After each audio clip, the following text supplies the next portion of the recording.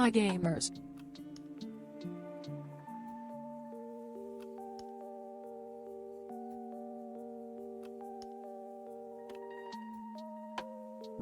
Welcome to the Not Quite Midnight Grind.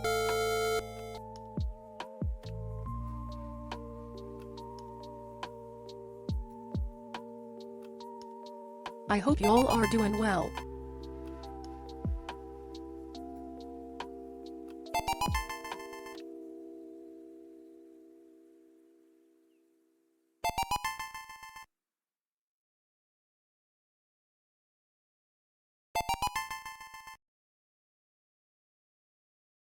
Sometimes your girl needs some more differenter things.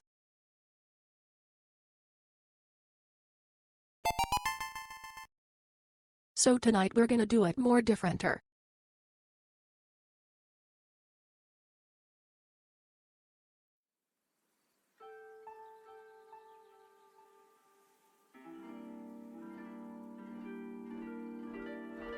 DW I'm here too.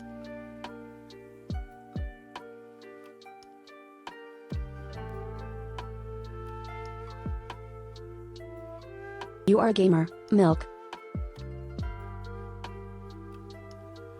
I would never let it go unsaid.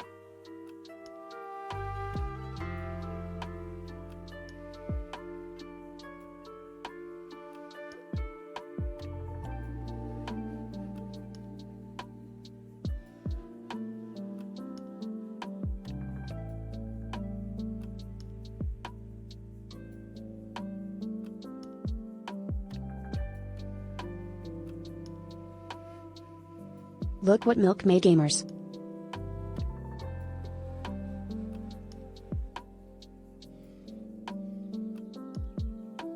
I love this so much.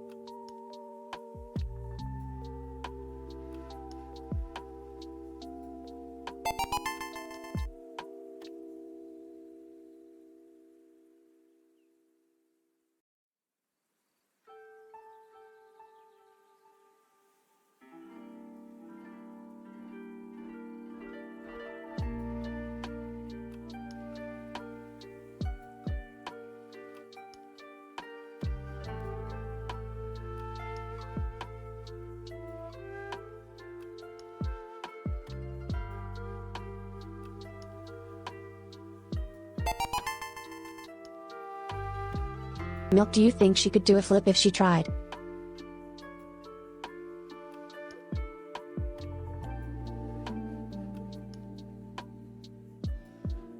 Okay, I'm gonna try.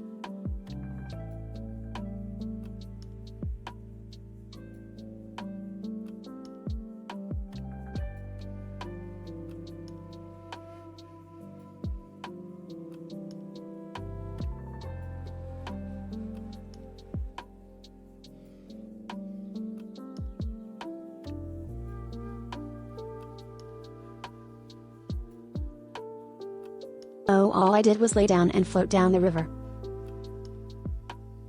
I guess I'm the river now.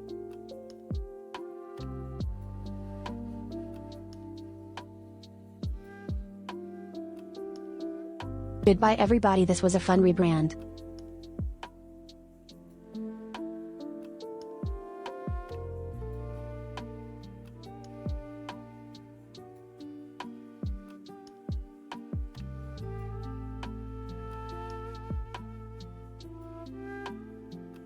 Father River has taken me.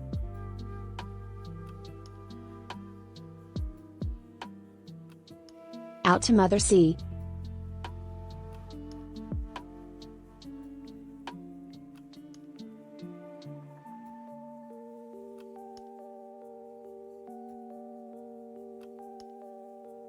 To see cousin salt and sister fish that bites her pee-pee off.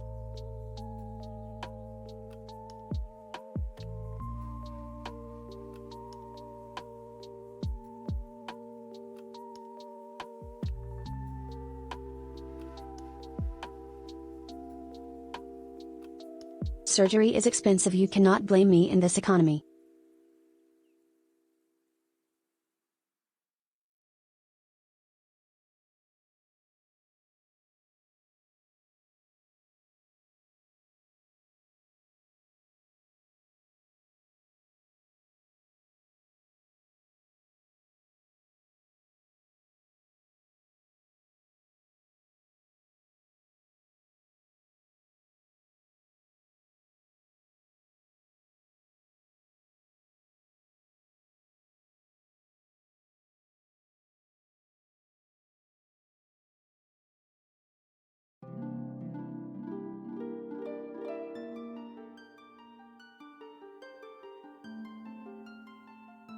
You can't blame me.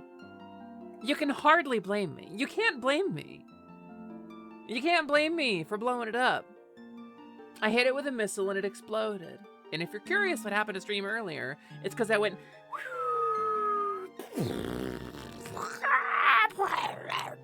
Millions dead. Blood, gore. Oh, little Tommy, no! Little Tommy, your leg! Oh no! That's okay, Mother. I can function with just one leg. Oh, little Tommy, your other leg! That's okay, Mother. To remember me! Oh, little Tommy, I can't with all the brain damage. Ah! That's what happened. I was there. If you were there, you'd remember. Real fans remember that one time little Tommy exploded. Real fans of the Sally Charms show remember. And if you don't remember, that's on you. If you were remembering something differently, well, take it up with my lawyer. That stream is no more. It has ceased to be. It has shuffled off this mortal coil and joined the choir of Isabel. It has passed on. John Cleese is a raging transphobe, by the way. There's the Flutterbutter herself. Yeah, that's me. Hi, gamers. Welcome in. Welcome to part 2 of day whatever the hell it is. Am I your lawyer, or are we able to afford Dusty now? No, Dusty works pro bono. Because bone joke. The proest of bonos. A boner joke. Dusty thought it was funny, and he was like, yeah, sure, I'll work for you. So he handles all of that stuff. I'm a fairy. I know about law stuff. I know how this stuff works. I know about rules and laws and restrictions and shit. I get it. I'm too traumatized to remember everything. Yeah, no, little Tommy. Poor little Tommy. Little Tommy Two Legs, they called him. It was his pride and joy. His proudest moment was growing that second leg, and there it goes. Damn, it's crazy what happens with Twitch sometimes. I know about boners. How could you? How could you? Noelle, how can you do this to me? You're not even a fairy yet. How could you do this to me? You're playing a prank on me. Gamer, are you pranking me? I may honk shoe or me while listening. Well, don't be too loud in the chat. If you're honk shoeing in the chat, we're not gonna be able to do a stream. Try to be quiet about it. Get a text-based CPAP machine. Yet. You fucking heard me. So hi gamers, welcome in. My name is Hesper Lightwing. I'm your companion pharaoh, though sometimes I'm Sally Charms, that's fine too. But tonight I'm feeling fairy, so we're going with it. Well, I had a frustrating day. I did good. I weighed in lower than I have weighed, period, since starting my weight loss journey, which is amazing. I am almost 20 pounds down, which is amazing. I'm very hungry all the time, but I think the exercise has actually served to suppress my appetite somewhat, so I'm less hungry than I was before I started my exercise regimen. I will say I'm very tired. And let's go to the Guild in the Glade music. That's one more loop of fairy song and we can do the Guild in the Glade music. So I'm doing my best. I'm doing pretty good. I've been doing like 1,500 calories a day and a 2-mile walk in the mornings. That's good for weight loss for a 250-pound woman, right? That's like, Google tells me that's like 200 to 300 calories burned for a 2-mile walk at 4 miles an hour. Like, that's awesome. That's apparently like the ideal for a morning walk. So I'm doing it. I'm doing the thing. I got 11 days until my appointment that scares the shit out of me. So the appointment that scares the shit out of me will go really well. I will be officially 20 pounds down by that appointment. So help me God. And I will get a surgical date, and there is no other possible future. And I need you all to know that. So today's stream was a little frustrating, right? Had some tech problems. Twitch screwed up. I made a post on this about, on Blue Sky about this, but I had like some frustrating Twitch number things happen. And like, obviously like, sometimes numbers are high, sometimes numbers are low. That's not what I'm worried about, right? I'm not worried about like low Twitch numbers. I love you guys. You're here supporting me for Hot Cowgirl Summer. It's amazing. I really appreciate you. You have done such an amazing thing. By the way, fairies can do this too. Let's get the timer down a little. Y'all have done such incredible things. Y'all have raised over $1,300 for phase 2 of Hot Cowgirl Summer. I'm so honored. That is a big number, and I'm gonna do my best to make it work. I'm gonna do my best to make good use of the money. That said, Twitch did a weird thing. And that is that at a certain point, about an hour into stream, my active chatters crashed out to 0 for about 10 minutes, and not one chat message made it through. I don't know why. I don't know if y'all were just quiet or if something happened on the Twitch end. Like, obviously you can be quiet and lurk if you want to. I love the lurkers, but it was very sudden. And I don't know if anybody lost connection or what. And so I checked the numbers, and right about at that point, my Twitch numbers, which are normally like a graph that wiggles and wobbles and goes up and down, becomes a straight line. But it's not a straight line at 0. It's a straight line at like 31, which is weird. Something was artificially created in those numbers. It's really obviously like manufactured, and I don't know why. I don't know what happened at Twitch's end. Nobody's talked about it. I posted in the partner Discord and got immediately called wrong. So I don't know what the vibe is, but it's interesting. It's interesting what's going on. I don't know what happened. So something went wrong. And then the tech for Kid Icarus just wasn't working, unfortunately. So we stopped playing Uprising earlier today. But I have a solution. I, the companion fairy, have brought you a solution. And if you'll lock onto it with me, we can do it together. Popping in horizontal, have a good stream, Sally. The more money, the more funny. That's right. Nothing helps comedy quite like financial success. Nothing helps a small business and people's sense of heart and investment emotionally quite like financial success. More money, more funny. You're so right.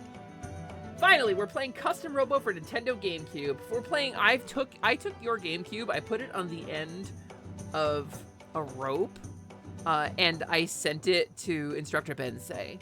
I assume he'll know what to do with it. I figure he'll know. Hi, Bunch. Welcome in. It's nice to see you. I hope you're doing really well. You heard Custom Robo? Okay, I've never played Custom Robo. Maybe Custom Robo?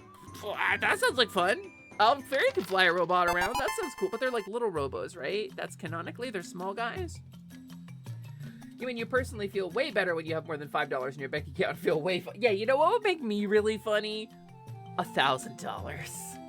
I would tell at least one joke for $1,000. I would be like, yo, what's new Scooby-Doo? And you'd all be like, haha, that's a reference. And I'd be like, yeah. And then I'd say timeshare, which is a callback.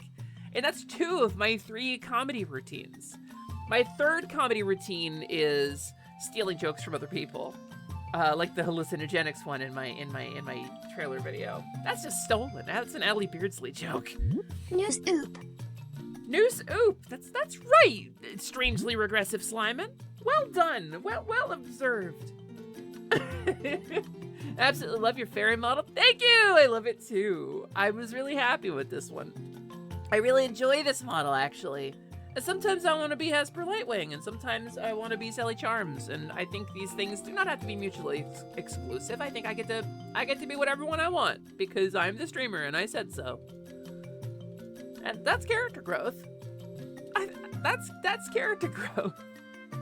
But yeah, no, I have a super cool plan today to play more Kickarus with you. But there's a clever pun in my stream title. Silly is a comedian at best. I think that phrase is used to mean the upper limit, and I do appreciate that, but that's usually like, oh, she's a comedian at best. You know, that's like, it's used to, that's... Hi, Bean Spring, hello, thank you for jumping in, I appreciate you so much. I hope you're having a really good one. I hope you're drawing cool pictures and doing cool dances, and I really, really appreciate you. Welcome to Hot Cowgirl Summer, the evening edition. This is a special stream, and I wanted to be a fairy, so I'm a fairy now. That's where I'm at.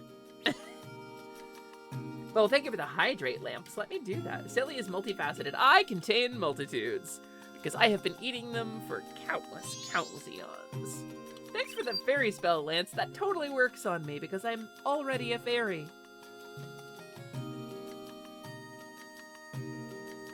I see it, Hepper. Hi, Cookie. Yeah, it Hepper. It me, Hepper! Sometimes I wonder if when, like, my personality shifts, if people miss the old one. I wonder if it's different enough externally, or if I just seem like the same person externally, because it feels really different interior-wise. I wonder if it feels different outside. I don't know. And I was thinking, like, do people miss me? It's such a weird thing, right? I wonder that myself. It's probably not, right? Probably not. I don't think I'm that close with anybody, but seriously, you have to sleep and need relaxing stream videos? Sorry. No, listen. I'm gonna play a very relaxing game tonight. I'm gonna play a chill game. Love your shit, dog. Yo, love your shit too, dog. Popping off. Fucking good shit. Good shit, dog. Good shit, homie. Per snaps could also be with the model you choose to use too. Per snaps tag the otter, who is returning to stream tomorrow. Be there to see tomorrow, gamers. Tomorrow, I'm not streaming, but you, yes, you, should go follow twitch.tv/tagtheotter and see his really, really cool event tomorrow. I've seen behind the veil. I have glimpsed beyond the veil of time and seen what is to come. And I think you're gonna like it, gamers. I think, you are gonna enjoy it, and I think, sometimes in our lives, we need something new and exciting. We need to break the bonds that are making us feel sluggish and decide on something new and exciting. We need to shake shit up. God, I hope so. I'm racked with panic. You're gonna crush it, dude. You have no setting that is not crush it. You know that. You know that 1000%, Tag. There is no version of you that does not destroy this tomorrow. It's gonna be really good, and it's gonna be really exciting, and I'm gonna be in there in chat cheering you on. With all of the power of someone who, in a life where she was less obligated and less stressed and less overworked, would have been pursuing a much closer and more active friendship with you, and she misses that constantly and wishes that she could do that every day of her life. I will be cheering your ass on, Tag, with all the power of the multiverse and every possible version of myself. Then again, I know when Soph knew her headmate for you, I don't know if you've met, I have no clue.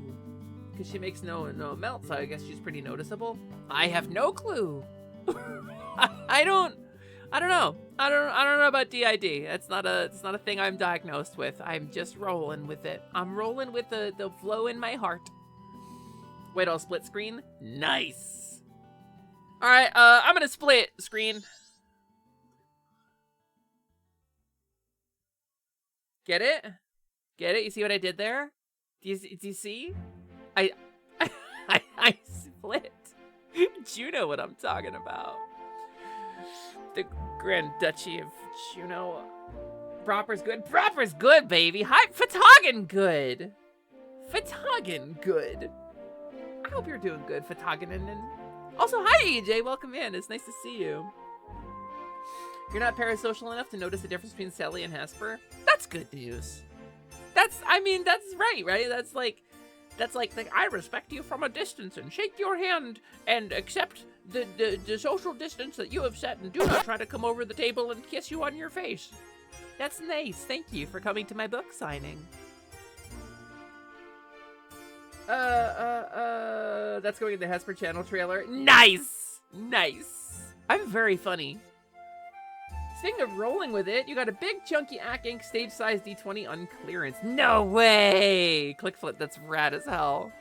I also have one of those. Wait, let me see. Do I have it on this version of Vignon? Hold on. I don't because I'm an asshole. I can put this one there, but it's not colored like anything. Boo! Okay, whatever. Can't do it. She will be cheering Tag's ass on, but I will be cheering my ass off. We're doing an ass transplant via cheer power. Yeah, no, it's when you do like the bumper butt and you slam your butt into another butt and then the butt's osmose. Because things move from an area of higher concentration to lower concentration. That's just science. That's how you get a bigger butt. What are we talking about? I think I've been around you long enough to feel the difference between Hepper and Sally at least some of the time. I don't know if there is. Really, I don't know if there is. I don't know if I'm a different person or what. I don't know. I fully don't like have different memories or anything like that, but my mood definitely shifts. So, I don't know. Drink water. I just did! Has it? It's been that long. Jesus. Okay. I'll drink water. Beautiful. Beautiful and amazing water. They're totally different sizes. Yeah. Yeah, I'm a little freak. Sally's a big freak. I'm a little freak. I'm like a babu freak. Ooh, I like this one. I think the mood and feeling is noticeable. I mean, it's probably noticeable on stream for sure. Like to the point where I've recorded lines without my model up and then been asked to like re-record them with the model up because the vibe is so different. I'm off stream, I don't know. I just miss my face tracking. I miss being little and pretty. And I was really sad before stream started, actually. I had a frustrating day. I had a really annoying stream for like 5 different reasons. Today's stream was annoying. And I just stopped. I was like, you know what? I'm too tired. Let's chill. And I went to chill for a bit, and then I didn't want to stop streaming. I wanted to get back to it, so... But I had an annoying stream today, you know? And then I got sad. Gamers, I'm gonna link you something. It's a The Amazing Digital Circus spoiler, but I'm gonna link this to you anyway. Because if you have seen The Amazing Digital Circus finale, you want to see it. The Stipendium has a new one, is what I'm gonna tell you. And I can't play it on stream probably, but the Stipendium doesn't fucking miss. And I need you to know that. I need you to understand how quickly I started crying when I saw this. It was like 15 seconds. Stipendium usually does comedy stuff. They do funny songs.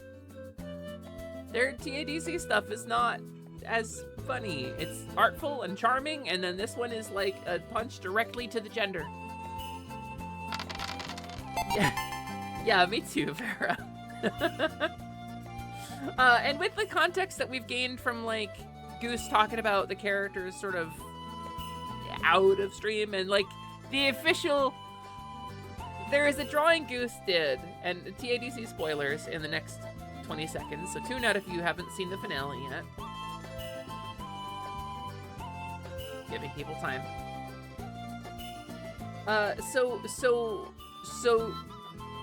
Goose did a picture that is titled Jax if she wasn't a huge piece of shit. And it's trans femme Jax. Just having a good time thinking about boning the other members of the cast. It's very Gooseworks. It's very good. And it's very looking directly at the camera. I am a transgender woman. You know, in case you had some other ideas. Also, hi, Hazel, hello. Hi, Hazel, welcome. We're gonna do a little trick. We're gonna do a little tricky trick today for my Did Kickarus. Since Kickarus didn't work out today, I thought, well, I'm Sally Charms. I like video game when it old. That's famously a thing people know about me.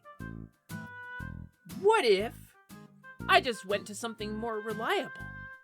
than a 3DS game piped over a Wi-Fi connection to a secondhand internet connection via a Wi-Fi card installed in the PC to an emulator on the PC that broke down if the data feed was not fast enough. What if I went with something more reliable? And so that's the plan that I had today. And I hope you will join me for Kid Icarus in just a little bit.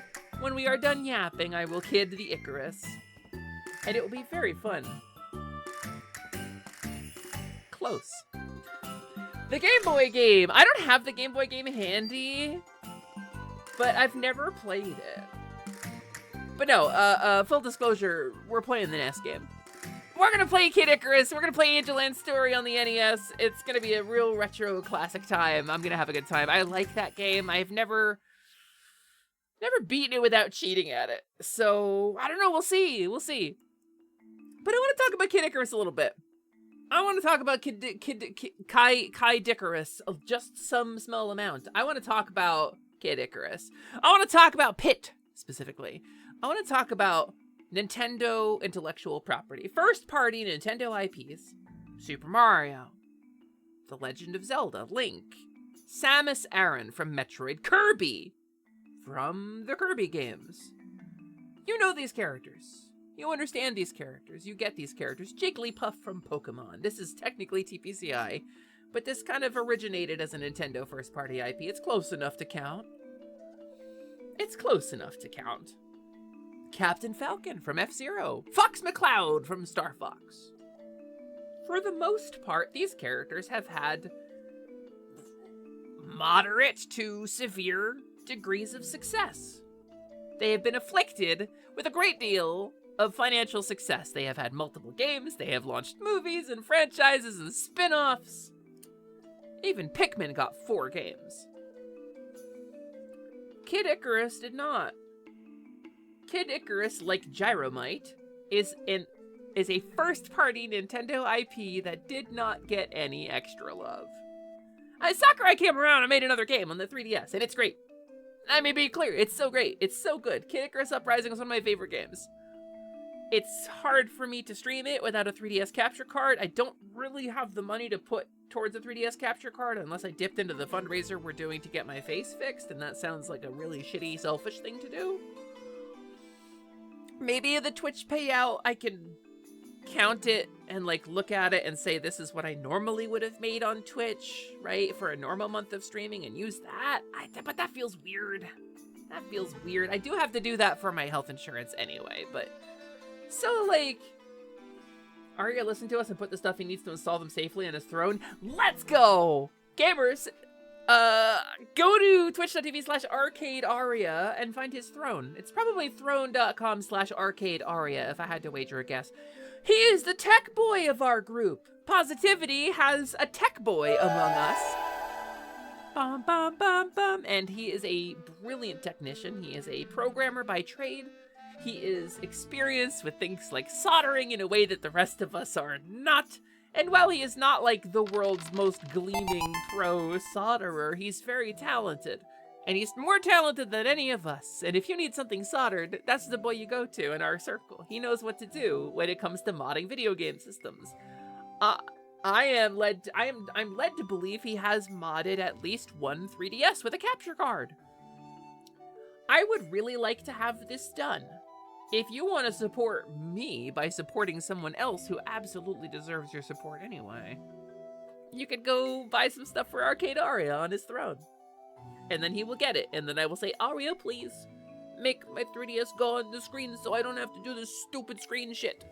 And he'll be like, okay, Happer. Or maybe he'll say Sally. I don't know. I gotta wear name tags. I'll preface all of my DMs with an emoji so people know. And then I'll wear a name tag.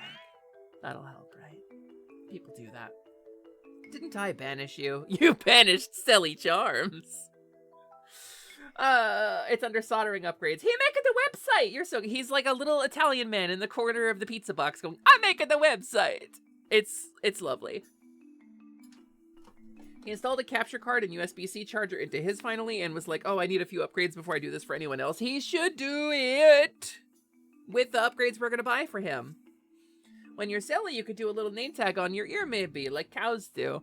That's what I got when Sally has the little fairy earrings, you know? Also, Sally Charms has my wings on her back. Like, we're the same person, just to be so clear. Oh, I almost did a bad thing and banned someone by typing banish. Does that work? Does /banish work? It can't, right? There's no way. I don't want to ban somebody on accident because that will create a problem with shared ban lists. It doesn't, but it was like, no, stop. /banish Magna. Moderators, explain the plot of Kingdom Hearts to this guy. Moderators, sit this guy down and explain Tetsuya Nomura. Because it autofilled /ban. I see. Oh, yikes. 1 million name tags, so we always know if it's Sally time or Hesper time. I mean, we do look really similar. It is pretty hard to tell. Well, this is like, okay, so Shark-Sided has a different model that she uses who has a different name. People just call her Sid. I feel really bad that I can't remember her Fursona's name, because it's not Sid. And I forget. I really want to call Sid by her Fursona's name when the Fursona's on the screen, and I don't remember what it is. Gods, banish this guy from the realm. Being banished to hell? Free vacation? Take a goddamn vacation straight to hell! Deltarune was fucking fun, wasn't it, gamers? Deltarune was fucking fun. We gotta figure out chapter 3. We gotta figure out scheduling for chapter 3, because the problem is I really want everyone, and not everyone can be there most days. And I'm wondering if there's like a weekend day where people couldn't maybe like show up during the day. I'm gonna do like some scheduling checks in the Deltarune channel, because chapter 3 I want to have everyone if we can. I think that would be really rad. Sunny, isn't it? I can't go to hell. I'm all out of vacation days. Hold on, I'm like getting caught up. My brain processing. But yeah, no. So, buy Aria upgrades for stream for soldering. Aria can upgrade. If Aria gets this stuff, I can play Kid Icarus Uprising without this damn emulator thing. I just play it on my 3DS with the capture card. That would be way cooler. That would be way easier. We could finish that game more easily. Without any delay or emulator problems. Sid's Persona, I think it's Sunny. Oh, I'm processing now. I think you might be right, but I don't know for sure. I wish I knew. Hell is a mandatory trip, so Heal will pay for you for the time spent there. That would be nice. If a mandatory work trip paid you for the time you spent? You live in the US, don't you? You know they don't do that here, right? But yeah, so, that's kind of the vibes. Stream got scrambled earlier today. Oh, you are a UK person. Right. Stream got scrambled earlier today, so I thought it would be fun to come out here and, I don't know, open the doors to Enum and get some retro gaming in. Maybe a fairy can do this too, right? I forgot US-UK differences.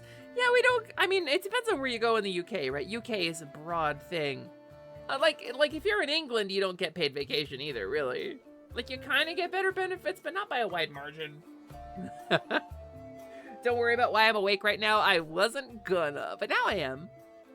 Why are you awake right now? You, yes, you. I'm locking on to you. You had the DM itch today? You spent a lot of it planning a one-shot? Exciting! I saw you post about it in the Last Light Lounge a little bit. I saw you had posted on such a topic. I highlighted the TTRPG from yesterday, actually. The Wild Reach one-shot that we did in Starfinder 2 with Noelle and Scott. It's a highlight on the channel now. If you want to see it, you want to see Silly Charms run a TTRPG off the seat of her pants without any prep, there you have it. It was really fun. We had a really good time, and we're planning a session too. Which, it's not going to be a series. It's just a one-shot, but I think a sequel to the one-shot sounds really fun. It's a little bit of a prelude, I suppose, to a couple of things. It's a little bit of a prequel. Moderators, give this guy a prequel. Oh shoot, I've been locked onto. Sure hope no one plans anything nefarious with me now being locked onto. No, I don't see any heroes. I think you're good. I, don't have that implemented yet. I'm nervous I won't be particularly good at DMing, but I want to try. Good! You want to try! That's what matters. Maybe you'll suck at it, and that's fine. I mean, most people suck at playing too, but they play anyway. Is that background from the one Disney game about making houses? Yes.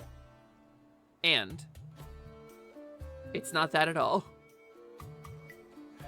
This is Enum. This is specifically the Guild in the Glade. This is the nighttime glade in the land of Enum. I'm near Brand New. Sort of in the shadow of the goddess tree. You can't quite see it from this angle. It's like that way. That way. Yeah, about that way. And that's the guild house that I never finished. It was way too much work. I think Casper and Cookie will likely help me a lot with learning DM stuffs. Anytime you want to. You say the word. You want to get some DM practice? I will be there. There's a rill over there outside Mos Eisley. Log on. We both said the wrong thing. Lot onto it so I can train my pistol skills and some swapping off of carbines. Carbines. Okay. Hey. You worthless magic. Come on! Sorry, I don't know if I can. Ah, there we go. All right. Go get it. I can't believe you missed that shot. That's so embarrassing for you. You missed, like, right away, too. All that trouble to lock on, you immediately... Nice shot. Thanks, Arya. You DM'd a long while ago, but you made a lot of mistakes and haven't really done it since then. You're gonna make mistakes. So here's the trick about DMing, right? I've been doing a series about why you should try DMing. Why you should try hosting or running a game. Because it will make you better as a player, it will give you a better understanding of the system, but more than anything, it's rewarding in a way that playing just isn't. It's rewarding and it's fun and it's nice. Also, I'm curious if my mic sounds any better than it did earlier. I have adjusted my audio settings once again. But you're gonna make mistakes. And the best way to deal with that is by making mistakes. And saying, oops. And then asking your friends to trust you and extend their trust to you. That you're gonna try to do better. And that you're there to tell a story and have a good time with your pals. And that's really it. Because if you make a mistake and one of your players goes, oh, my fun is ruined, then that's a bad player. If you make a mistake and your player goes, I'm still having a good time, then that's good.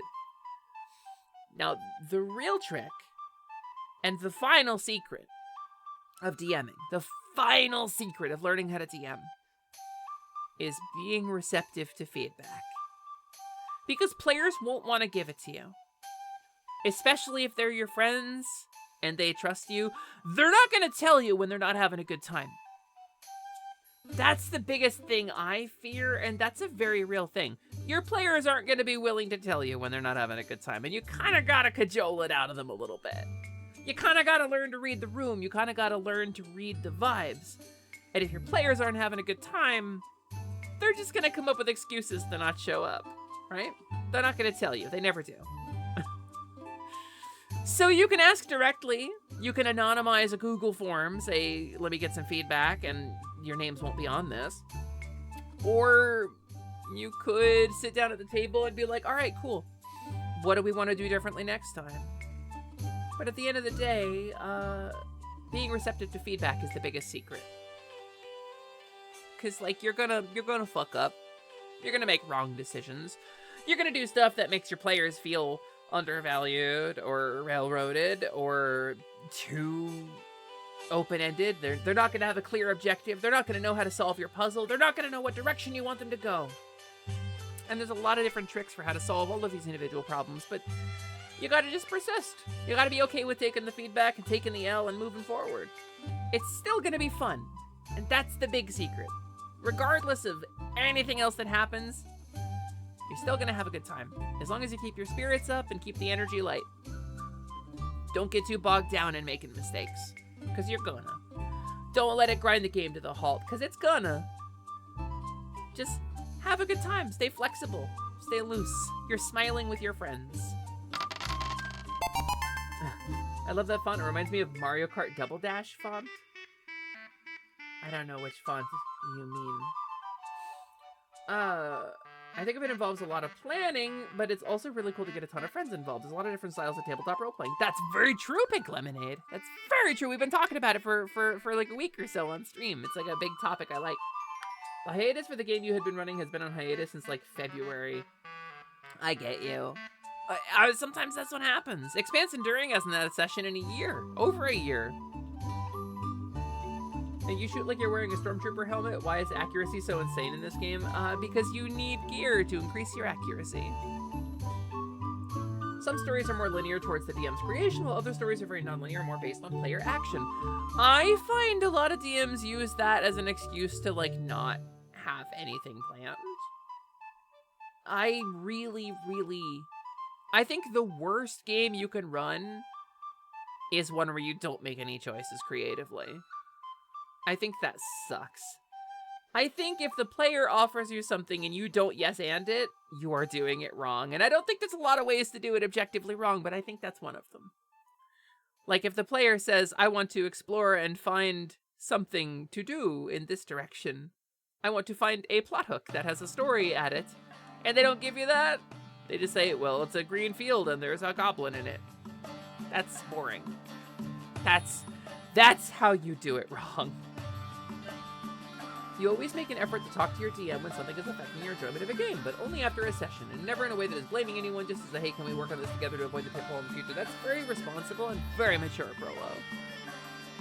Most people don't have that level of emotional maturity, but that's really good. Hi, Tara! Welcome in, it's nice to see you. The creative burnout has been so real. You hoped running a one-shot would spark something again, but your drive to continue the main campaign still isn't there. Yeah, no, I get you. Sometimes you can't be the fairy, Lance. Sometimes you gotta go be a cowgirl instead. Sometimes you gotta crumple it all up and throw it away. That's just the way creative shit works. A lot of older style versions of D&D are very non-linear, even with somewhat of a path. I mean, the rules never really specify that, but if you mean like older published modules, then yeah, totally. Chat, don't need to silly to make her listen to the Adventure Zone balance for me. Every 10 cents is 1 minute on the walking pad listening. Okay, so I'm getting through Stardust Rhapsody right now from Avantris, which I'm really enjoying, even if they swear every third word, and it's bringing me back to like my roots in a way that is not pleasant. I'm really enjoying the characters in the story. I want to get caught up on Taz. It's on my list. But if I lock myself to the walking pad for it, I'll get 35 minutes of it a day and then no more, right? And then I won't get anywhere in the story, so. This is a joke. This is not a joke. Make plans, but as fluid bullet points rather than a script.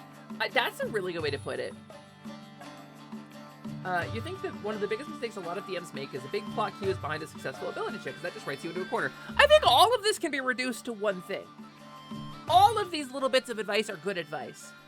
But I think you can generalize the rule more to make it easier to keep in mind.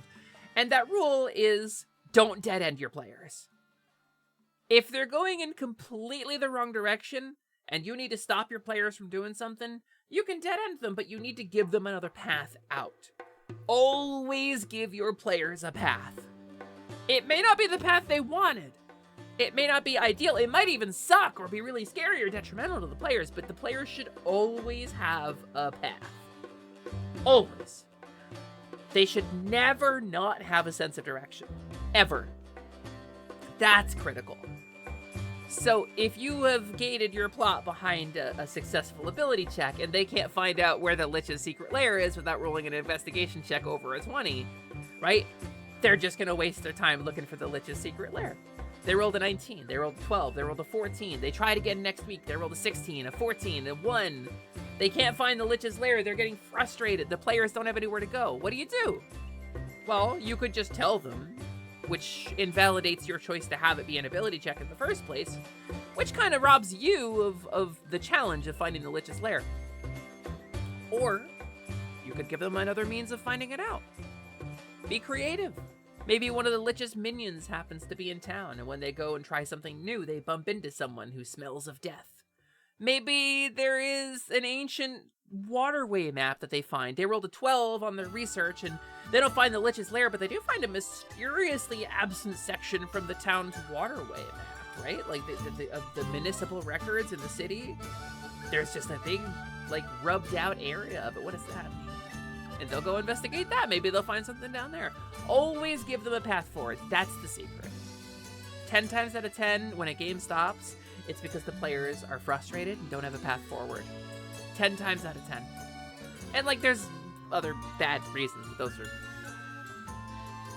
Taz episodes being about 45 to 60 minutes helped you a lot when you were listening, but then you kept going, you want more.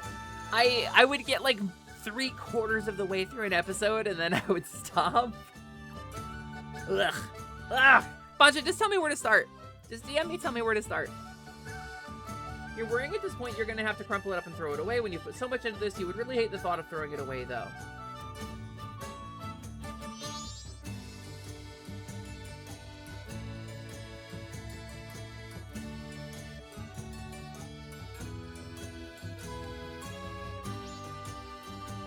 You've been in a game where the DM just didn't give you anything and it sucked to play. I mean, you know then! I mean, you're a brilliant creative, Prolo. You've got a sharp wit, you've got a snappy mind, you're deeply creative. I don't have any doubt that you would do a really incredible job. You turn up to this cool multi-tiered city. Okay, is there any reason to be here? I guess we can try to raid the top floors of the city. Okay, so this is a thing that I've played in as well, where the GM will have a really cool world building, but nothing to do in the world. Or they'll have a story, but then they'll think about, like, the things that are supposed to happen in the story, but then forget to find a way to loop the players in on it and make them part of the story. Right? Like, oh, well, there's a murder mystery, and, you know, the corrupt town guard hiding it, and there's a weird monster who has taken over the mayor. Okay, we've arrived in the city. What's our hook? And the GM's like, I don't know, wander around, I guess. You gotta think when you're writing a TTRPG, you gotta think in terms of the player's experience. You gotta put yourself in their shoes and imagine what they're gonna be seeing, who they're gonna be talking to, in order to lead them into your story. You gotta think about what the player's points of contact are. That's very important. And in the multi-tiered city of Constantinople, I mean whatever the fantasy name of it that they gave it was, they kind of needed to give you some points of contact. Points, fairy. Points, eclipse. The DM you were under at the time, playing a campaign that lasted years, been doing it for like 40 years, and they pull from so much material to where you can legit make really bad decisions, but you always felt like there was something to do all the time off the beaten path somewhere at some time. That's just the mark of experience, right? That person's been doing it for 40 years. They got it locked in. Tomb of Annihilation flashbacks. Okay, people love to talk about the Tomb of Horrors. People love to talk about White Plume Mountain. Or they love to talk about Ravenloft. Gamers, there is no greater dead end than the Tomb of Horrors. It was literally designed to kill players at a convention. It's not supposed to be fun. Gary Gygax wrote that shit to kill players. It wasn't supposed to be fun.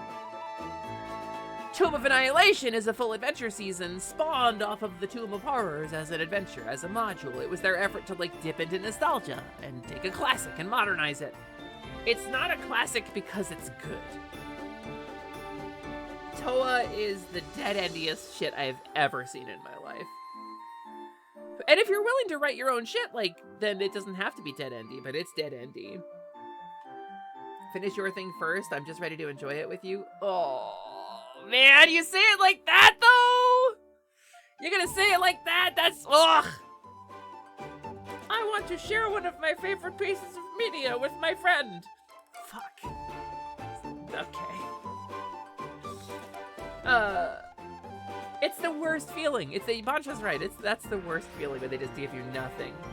The Quantum MacGuffin is potentially anywhere the party looks. The Quantum MacGuffin is such an easy way to get people on the track. Listen, as a GM, as a game master, as a dungeon master, remember this. It is the DM's job to entertain, not to innovate. You don't have to write something completely original. Beg, borrow, and steal from your favorite shit. Take your favorite media. You like did you like Lord of the Rings? Here's a MacGuffin. Bring it to the mountain. That's my story. That's a story. It's got a direction. The players are invested. They have an objective. Bring the ring to the mountain. Plonk it in the thing. Story. Done. Easy. Do you like Game of Thrones? Well, survive, mostly. Ascend. And maybe there's some personal stakes. Maybe you gotta protect your family. Whatever. Easy peasy, though. You've built a setting now. The players have shit to do in it because you've stolen. It's so important. Rocks fall, everyone dies. Me when I walk away. You've been called a Tomb of Horrors before. Things I hope my surgeon won't call me. Tomb of Horrors is peak sense of accomplishment, and those quotation marks are doing a lot of heavy lifting. Those are load-bearing quotation marks. Yeah. Tomb of Horrors is not something you succeed at because you're skilled. It's not something you succeed at because you're like good at D&D or you like built the perfect character. Because there are like 5 instant death traps with no save. And you just can't identify them. There's just literally no way. You literally can't like you're just guessing. It's what we call meat grinder storytelling, and it is designed to kill you. Which I think is kind of fun if you go in expecting that, but like, it's pretty different from the stuff I like doing. You don't allow your players to operate under any illusions that your shit is all original. You tell them where you stole it from. I think it's so important. The last game you ran, you had a plot hook directly lifted from Wind Waker. Lift! Do it! Heavy lifting. One of the player's younger sister was kidnapped by a giant bird. Well, see, that's 2 cool things at the same time, right? That's linking a character to the game world. Their sister is here, and there's a giant bird here. But it's also giving the players an objective, a clear goal. Go from point A to point B, do thing C at point B, return. That's the basic formula. You need those pieces at any given moment, but the players had a path. MacGuffins are some of the easiest story hooks you can make. Yeah, it doesn't have to be high art, gamer. I like to do things a little more personally. I think a MacGuffin can rob my players of a chance to explore their personal stories, but I have a lot of years of experience. I think it's a little bit more difficult to take what the players are giving you and weave it into something. I think that's more challenging. I think that's more difficult. I prefer it. I learned this from an ex-boyfriend, actually, because I was a MacGuffin storyteller, too, and I like MacGuffin gaming, but, like, if my player gives me, you know, I'm the son of a noble house, and my parents have disowned me, and I want to regain the honor of my family, but my dad is rumored to be a murderer, I'm like, okay, that's a cool thing. How do I work with that? How do I take that and connect it meaningfully to the story that I want to do? Your dad's involved in this thing. Here are your dad's agents. Here's your other siblings active in the world. Here's what they're doing. And you can like take that story, because the players do a lot of the writing for you, right? And you can take that story that my player has created and really throw it back at them. And I think that is my favorite thing to do. But MacGuffins, don't discredit the MacGuffin. Everybody love a pizza. Ain't nobody alive doesn't love a pizza. You give the player a pizza, they're going to approach the pizza and take it. Doesn't matter what it is. This is the jar of infinite water. A wizard has it. And Kobold took it from the wizard. Go get the jar of infinite water back. Bam! Objective. Cool item. Useful thing. You made a really cool hand-drawn map of Cyrodiil, but the group fell apart. That's what happens. You try to run a campaign once with the goal of getting your PCs into essentially construct Gundams. In hindsight, you probably should have just started there. Suddenly Spelljammer! It's a folly. It sounds cool, Stranger in a Strange Land, but it's folly because the players are expecting one thing and you subvert it into something else they may not be in the mood for. Players are fickle. The sessions you did run were just kind of boring. You know, that's good self-awareness too. I think if I had to do D&D right now, says Pink Lemonade, I would probably choose 2nd edition. It seems the most appealing to you since it's kind of a more free-feeling version of 1st edition. You played a lot of AD&D 1st edition, tried to get into 4th and 5th, haven't tried 3rd, but although it's more streamlined, you feel like some mechanical changes were changed in a way that lost some of the earlier magic, like 1st just feels special playing. I hate playing 1st. I respect you and I salute you. If that is the vibe you want from a game, try Sword World. But no, AD&D 1st, 2nd ed, like that era, I understand. That's where I started. There is a certain magic to it. There's a certain flexibility to it and a certain grit to it that isn't present in later editions.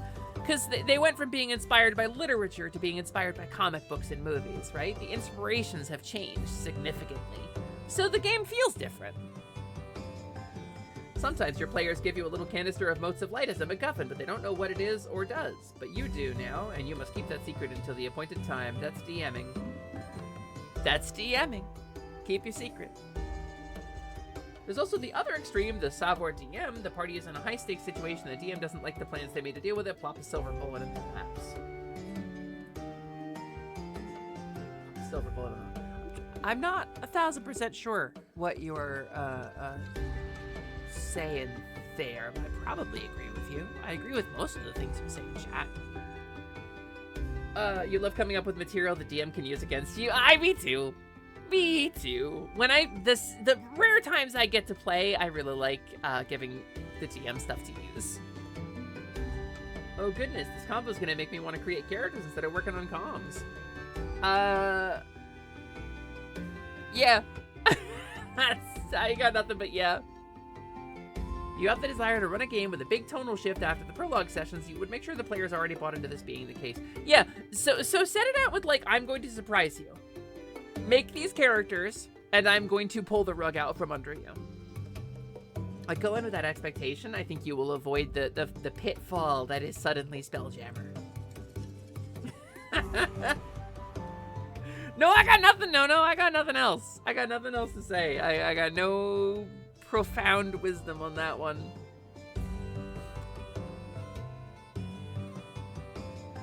Oh, Savior DM? Savior DM. I was like savoir faire. I don't know what that means. Savior DM, I get. I had to reread it. You gotta be responsible. Yeah, work on comms. Work on comms, no. And you can make characters later. Plenty of games to make characters for. You're my girlfriend now. You get a pass. You get to pretty much sit in every one of my home tables now.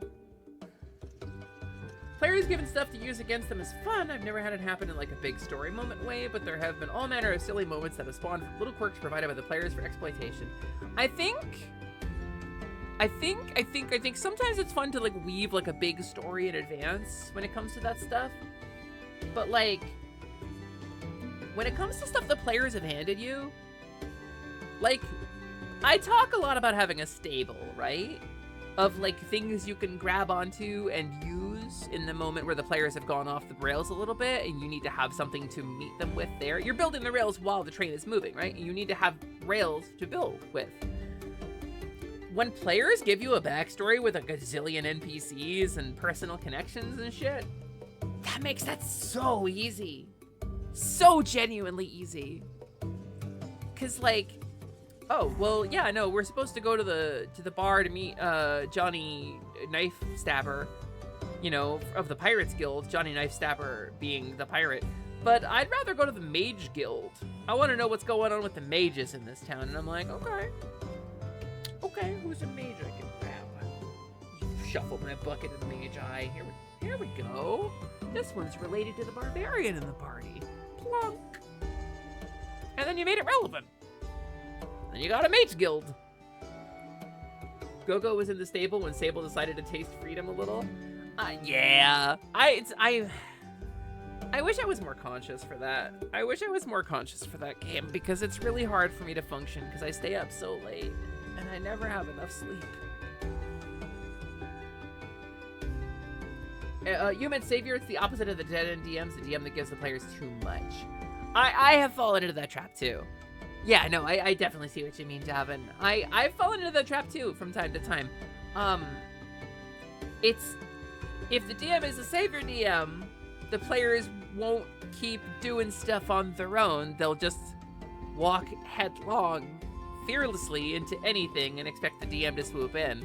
And sometimes when you try to backpedal that, the players can be like, "Oh, that's real gotcha DMing, you know? You really set us up to win and then killed us."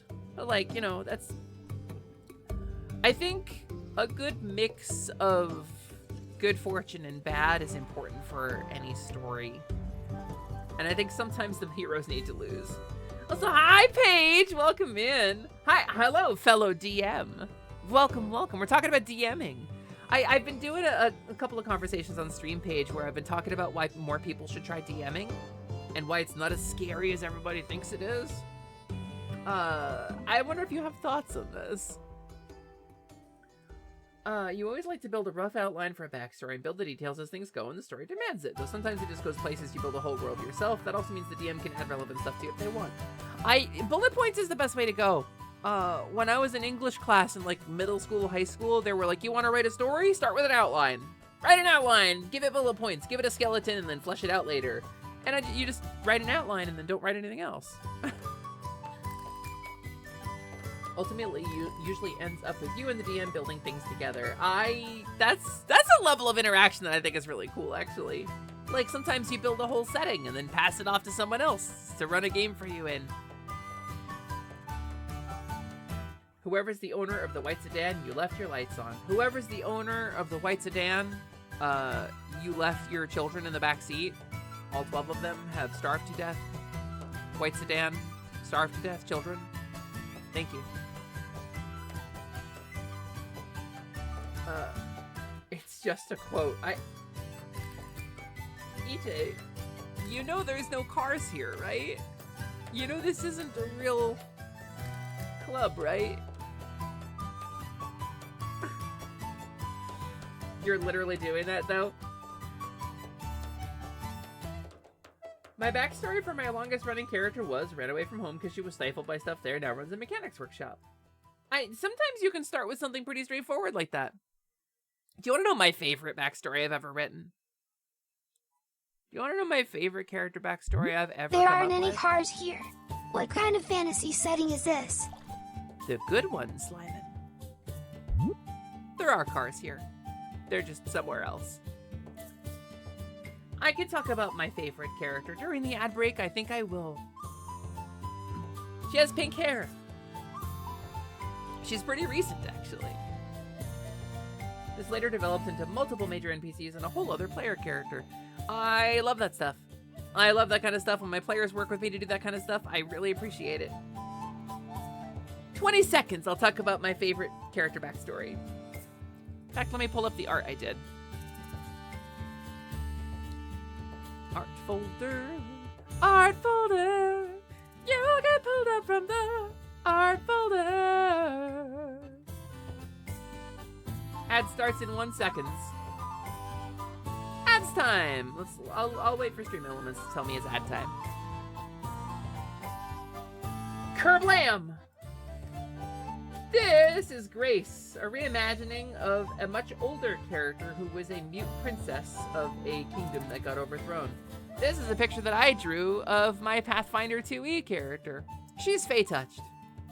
So, her basic vibe up there is that she is an amnesiac, wandering warrior who believes herself to have been a noble child at some point and had it all taken away from her. She believes that she did this to herself at some point and made a Fey bargain to be free of whatever restraints were placed upon her. But she doesn't remember any of it clearly. So sometimes she feels like she's made the right choice, and sometimes she feels like she's made the wrong one, and in those moments she remembers the face of the Fae what did it to her. And so she, in a pretty sort of vengeance-seeking storyline, wants to find the fairy what cursed her, right? Because she just wanted freedom. She didn't want all of this. This went way off the rails. And the big spoiler is that all of that is fake. This is the spoiler I gave to the GM, is that all of that is fake. None of her memories are real. It could have been any number of things, and I suggested a few possible things. She was a young noble who was tired of living in fetters. She was a poor urchin who was born male and would have given anything to fix that body. Maybe none of it was real. Maybe she's not real. Maybe she's plucked from the pages of a storybook. I don't know. She doesn't know either. But the spoiler was that the Fae that she remembered was the one storytelling, the one who wrote her the story, who wrote themselves in as the villain because they were writing the story she asked for in one way or another. So she's freer than she's ever been. I really liked this character a lot. The game that she was in kind of fell apart. But I really liked this character. She's very good. And someday maybe I'll use her again. Someday maybe I will get a GM who doesn't know the storyline there, and a group that doesn't know that storyline that I haven't just revealed everything to, and then I'll play her again. You wish you could play Pathfinder? Too many character ideas just rattling around. It's tougher to set up than something like D&D 5e, but I'm finding I'm really enjoying a Starfinder. So maybe it's time for me to give PF2 another chance. I don't know. She's really pretty. Thank you, Snoozy. I like her a lot. She looks like me. Anyway, ad break over. Bye, Grace. See you later. That's the second time that girl got dunked on by a fairy. Won't be the last. Still want to play Star Wars RPG? You have a couple character ideas. Which one are you hoping to play? I'm curious. Like, I did a lot of Saga Edition. It's not good, but I did a lot of it. I played some of the Fantasy Flight games, the Edge of the Empire one, which I think is the one you were talking about with the special dice. That was a lot of fun. I ran that for like a year. West End Games 2E re-up. West End Games got a second edition? Is this like a more recent thing? I didn't think West End Games, the D6 Star Wars, right? I didn't think they had a second edition. Second edition was 90s. Oh, I didn't know that actually. You need to decide what system to run your one-shot in, actually. 5e would be the easy choice, but there are other fun systems. Fabula Ultima's a lot of fun, but it might not fit the setting well. Yeah, no, system choice is important. But you also have to figure out, like, who are you inviting to it, and what would they enjoy, like... But at the end of the day, setting choice is, like... Or system choice is your decision. No one else's. Re-up was a 2010s fan update. Oh.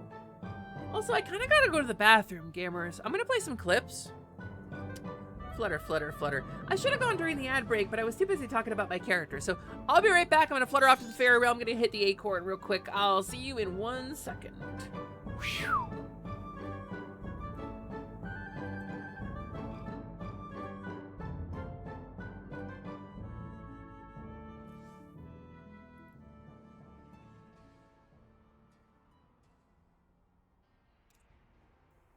Is there no clip audio, or is this just a quiet clip? Oh, no, it was just a quiet clip. Okay. So I will ask Bagel, and Bagel will send them to me, and then I will listen to them. Are you for real?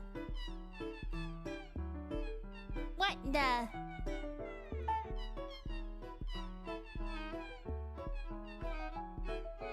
What the? Unbelievable. Let's just sit in the middle of the floor and abandon our responsibilities.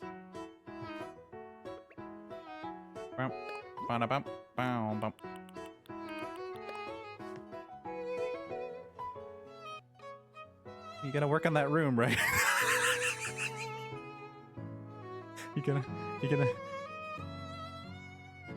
You're gonna work on that room, right? Yeah, I'll get to it.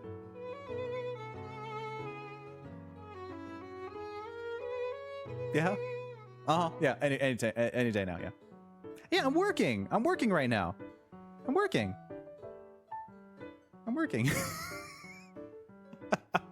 All right. Well, it has been an hour, which means it is because I talked to Rossetti and Watch this, Raiden. Watch this, Raiden.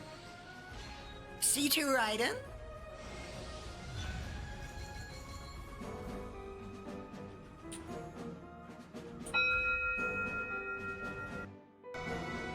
You're right.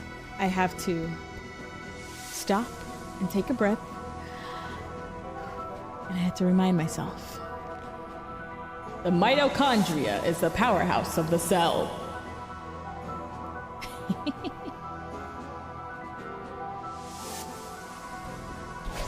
Ow, fudge. Yeah, I was right about her so being good. Celestia Ludenberg and Kirigiri. Yeah. Flutter, flutter, flutter. I should get some little fairy flying sounds. I had like a whole thing that I was planning, right? Because like the little fairy sound from like Zelda 2, where it's I thought it would be really cute to have something kind of like that, a chime sound that would play like procedurally based on how fast I was moving. I think I know how I would do that in Vignon. I think I would just need to get the sound and like loop it, you know? Flutter, flutter, flutter. I think I could do it. Fairy. Hi, Juno. It's fairy. Yes, that's correct. That's me. Me helper. Was Saga Edition kind of bad? You were looking at using it, albeit with the intent of making adjustments as needed to make it feel better. So there's 2 D20 Star Wars systems that were published by Wizards of the Coast. There's Star Wars D20, and then there's Saga Edition, which is like it's basically D&D 3.5.5.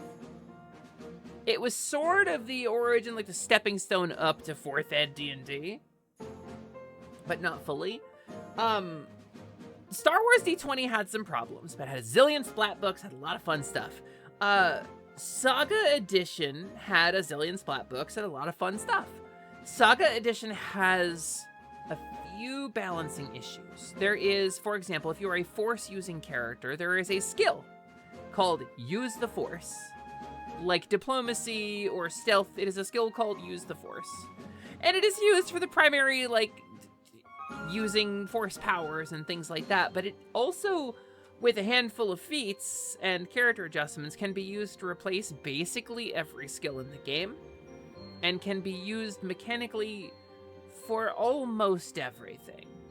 And some of the class options are a little unbalanced, so the game has like a lot of fun stuff, but there's a lot of ways that a player could really, really cheese it and take away, like to the point where it takes away the fun from the other players at the table because one character does everything. So it's something to be careful about. I liked Saga Edition. I played a lot of it. The books are square, and that makes me happy in my autism brain, but I think it has problems. If you fly real slow, it's one of the big wind chimes. Blong, blong. You know, it could... What if it was just like a little tinkling chime, right? I like that, actually. I think I like that idea. One reason you want to run games is to know what realistic expectations are for DMs. That's a good reason to run it. Frankly, that's a good reason to get into running, to learn more about the game and how like the social contract of a D&D table works. Especially because people talk about, okay, I want to talk about the Matt Mercer effect. And maybe I'm just an experienced DM. Maybe I just kind of know what I'm doing and I don't worry about the Matt Mercer effect, right? Because my production quality tends to be all right. And I tend to be able to like impress people with the stuff that I've made in general. But there's a concept that people refer to called the Matt Mercer effect, where the expectations that are placed on the GM are very high, because what Matt Mercer did with the assistance, again, of a cast of all-star players, was create a media empire based on live performance D&D. And so a lot of people get into the game because they've seen that high production value show games, the actual play, right? And they expect their games to feel like that. They expect to gain the same feeling from their personal game that they gain from the highly produced content. People call this the Matt Mercer effect, although Matt Mercer himself actually has very little to do with it. They just want their DM to be Matt Mercer because they want their game to resemble the Critical Role table. But I remind people when they bring this up that Matt Mercer also has like Marisha Ray, Laura Bailey, Sam Riegel, Travis Willingham. If you ain't Marisha Ray or Travis Willingham, don't worry if your GM is Matt Mercer or not. It's a collaborative story. If you're not getting out something that you want to get out of it, it's because you're not putting something in. I mean, I think ultimately a realistic expectation for a game is something that changes over time. It's something that's negotiated between the GM and the player. And I think if your expectations aren't being met, or if you are wondering what you can ask for, I think the best way to do it is just communicate. Say, this is what I want to do. I want to accomplish this as a player, or I want to accomplish this as a GM. And get the other people on board, because it's a collaboration, and I think you have nothing to worry about. But I do think you should try GMing, because it's really rewarding, and it's really fun, and I think you'd be really good at it. Isn't the Force just psychokinesis plus mind control? That's a difficult... That's a little false pretense. That's a little false premise there. A little shaky logical ground. Because you want to talk about what it is mechanically, it's every psychic power that anybody's ever put in media. It's magic space healing, it's telekinesis, it's psychometry, it's whatever the fuck the writer needs it to be in the moment. If you want to know in lore what the Force is in Star Wars, you gotta ask the writer who's currently writing it. But in the broad spectrum, it's an energy field that binds and surrounds every creature and every place, and can be manipulated by those who have the will to do so and the training to do so, to produce effects in the world around you by creating a sort of give and take relationship with the world around you. It's magic. It's wizard magic. It's just called something else. But to say it's just psychokinesis and mind control is not really accurate, no. This might be a just me thing, but does anyone else have a novelette-sized background story you sit on because you're afraid of letting that character go to waste? I do have one of those, yes. Her name is Neve. She is the descendant of an old Dark Lord. And she has a crazy grandpa whose attic is full of Dark Lord memorabilia. Or crazy uncle, rather. So she has sorcerer powers, and she started creating fires, and she got kicked out of fancy boarding school because her noble parents were embarrassed, and so she got sent to go live with her uncle, who understands things like magic and weird things, and eats toads or whatever the weirdos in the country do. So she got sent to live out with her weird country uncle. And her weird country uncle has decided, through some kind of divination, that she is the reincarnation of said Dark Lord and should be treated as such. And she likes this at first, because she enjoys being treated as somebody with power and prestige, rather than being ridiculed and spat upon by rich kids. And so she embraces the Dark Lord archetype for a while. But the true reveal of the story comes when it is revealed that the Dark Lord and the ancient hero did not slay each other and vanish. They fell in love. They fell in love, and the Dark Lord, who had self-cursed in order to give themselves power, cut a part of themselves out in order to remove the curse, underwent like magic dehexing, and bound the dark curse into some artifacts. And then my character inherited the dark curse that the Dark Lord actually removed from themselves so they could go be in love with the hero, and my character is actually descended from both of them, you see.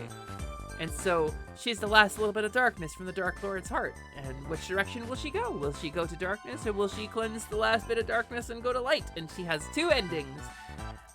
It's a lot. It's a whole story, actually, and it's really tropey. It's not original at all.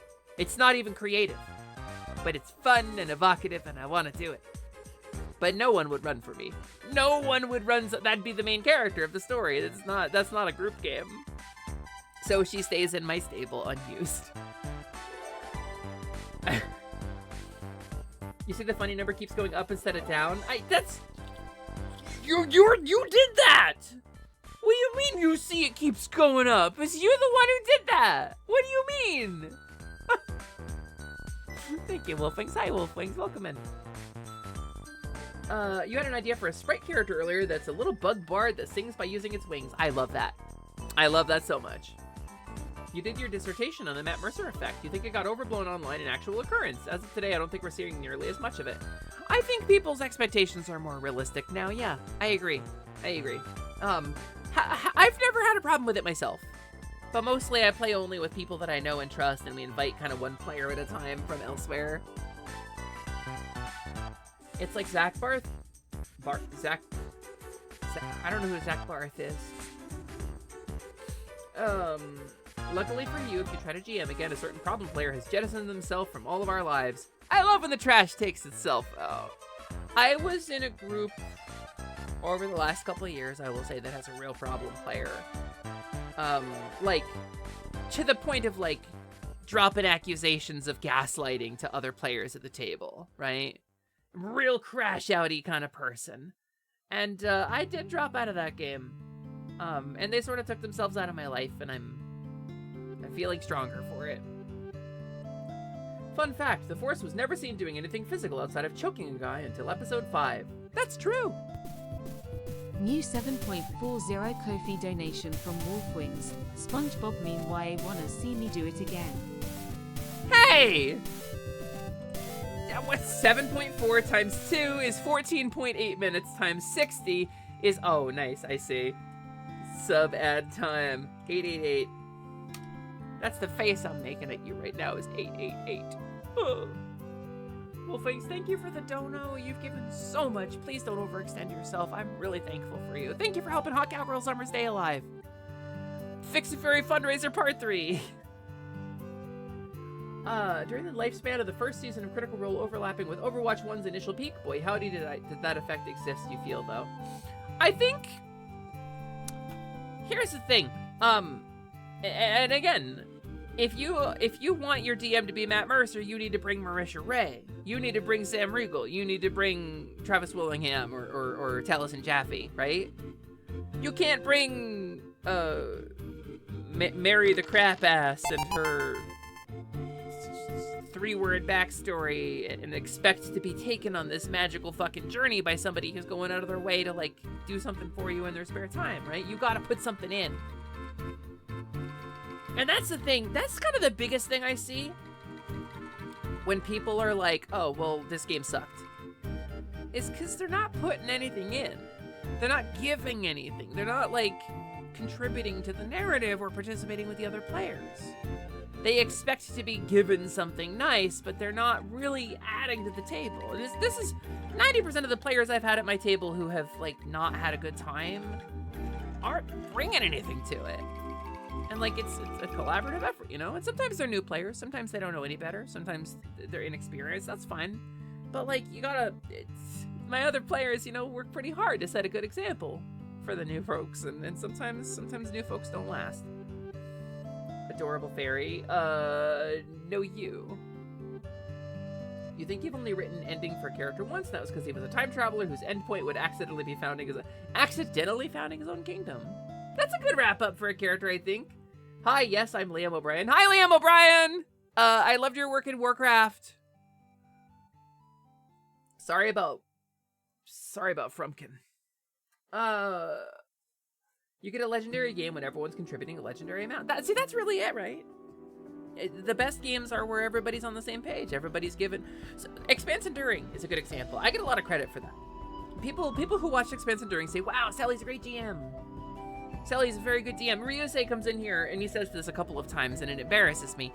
He says, Sally's the best DM I've ever had, or one of the best DMs I've ever had. And I'm like, you know why that is, right?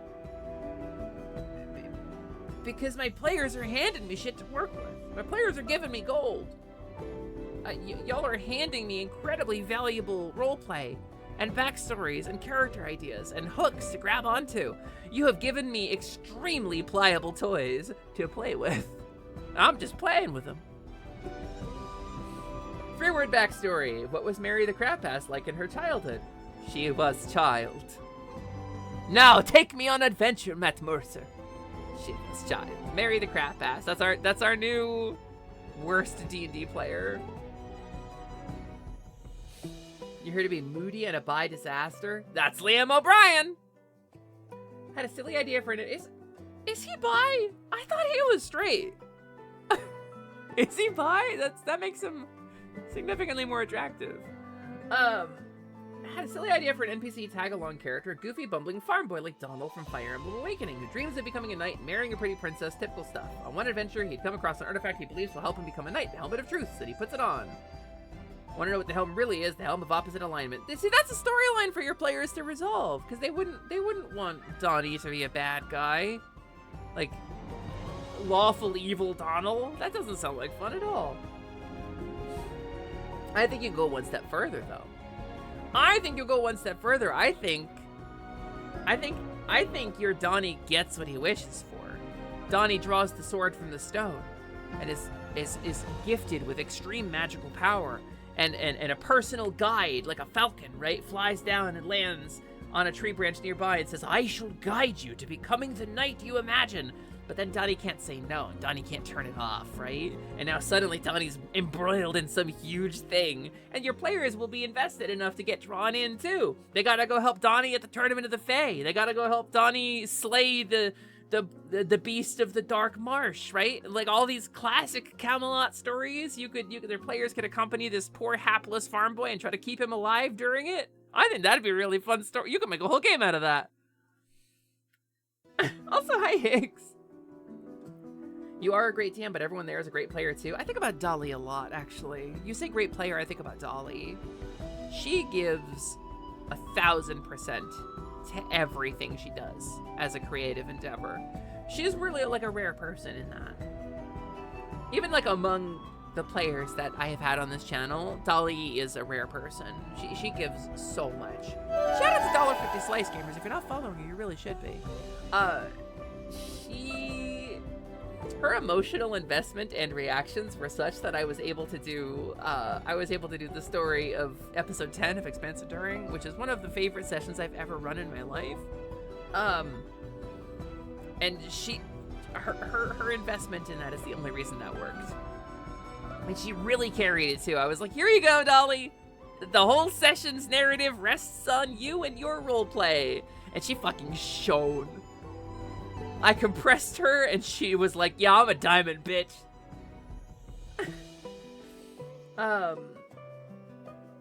Let's see.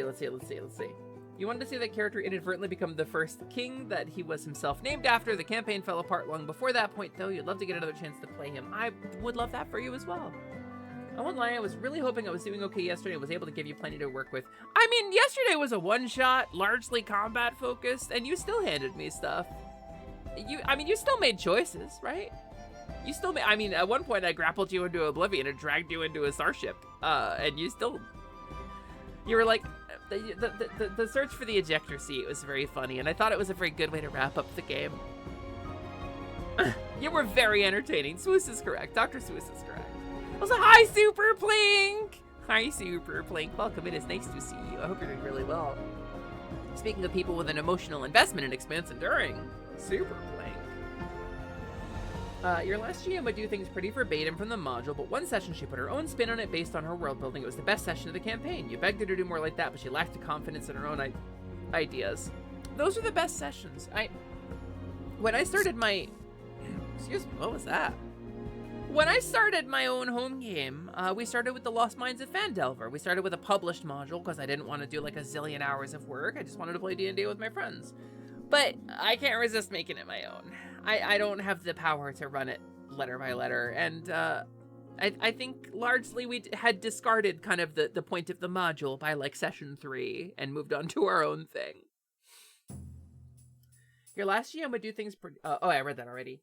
You don't know if Liam himself is bi per se. He said he kissed his share of boys in college and likes making his characters bi or at least a shade of queer. I mean, that...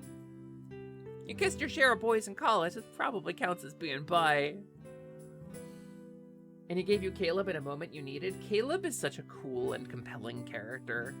I missed the beginning of Campaign 2. How long have I been subbed to Critical Role? I subbed about midway through Campaign 2. It's the only Twitch channel I've had an active sub to for... Oh, that's it. Yesterday was Thursday. It's my 57-month sub anniversary. I've been a subscriber to Critical Role for 57 months. It was partway through campaign 2. So I missed Caleb's origin. Not the Brave is probably my favorite character in the whole series. But I missed Caleb's origin. But having learned about his history of abuse and gaslighting and emotional manipulation, both given and received, and the tangled web of psychological torment he was wrapped up in, it's very real. It's very significant. Their farm boy buddy starts brooding and plotting and slowly becomes a powerful dark warlord, breaking away from the party if no one figures out what's going on to build his own little kingdom. Hi Snoozy! Hello Snoozy, welcome in. I think I said hi to you already. But I'll say hi to you again. Hi Snoozy. Evil Donald, huh? That's real Darth Jar Jar. I mean, the players are gonna catch on to that, right? They're gonna go get a remove curse on that dude pretty quick.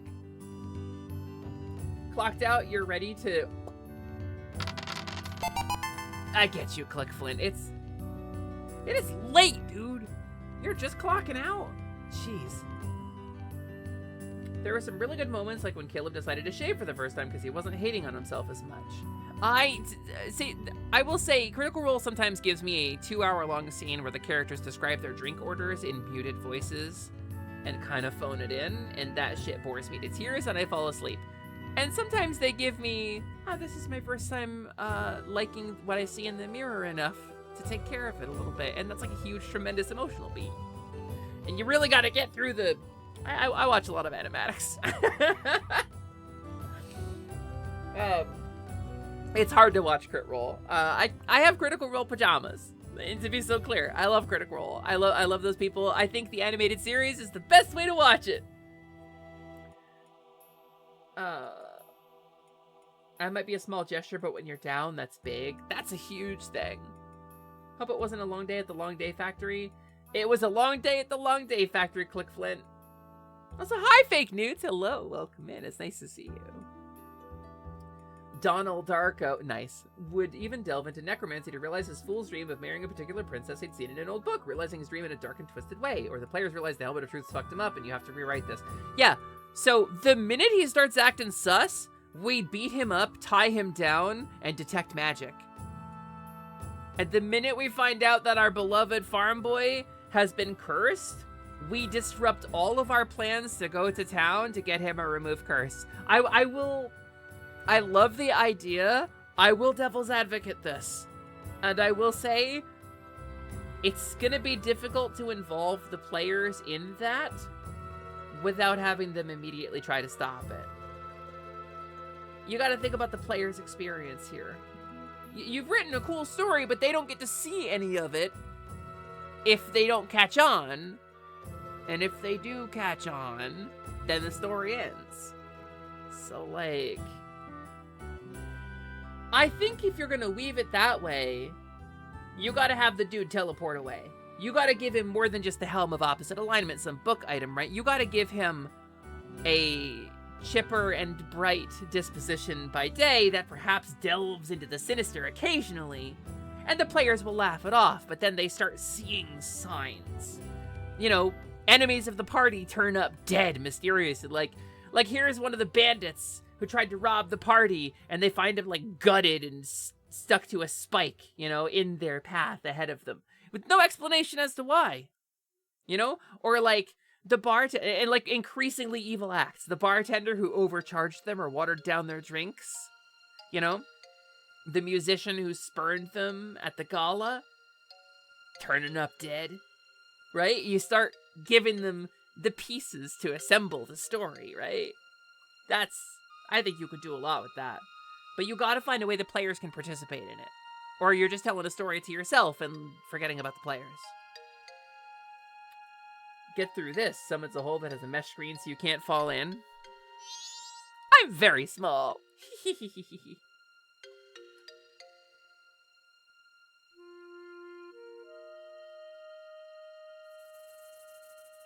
The screen was very small too.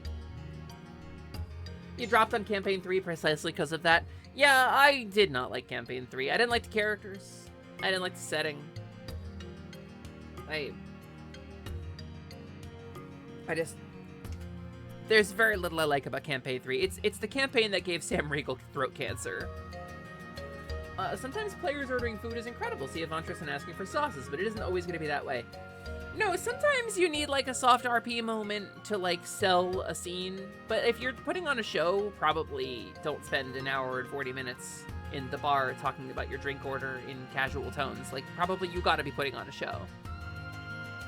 This is part of my difficulty with like Twitch streaming, right? Because a lot of people, as a Twitch streamer, will just get on the stream and hang out with their friends as if they would when they were off stream, and I'm like, that's cool, but why are people watching then? What are you making that somebody wants to watch? And to ask that question of Critical Role seems crazy, but they absolutely have done that a couple times. That was a short bit, Prolo. Critical Role have a tendency to end up overextending bits way too much. Yes.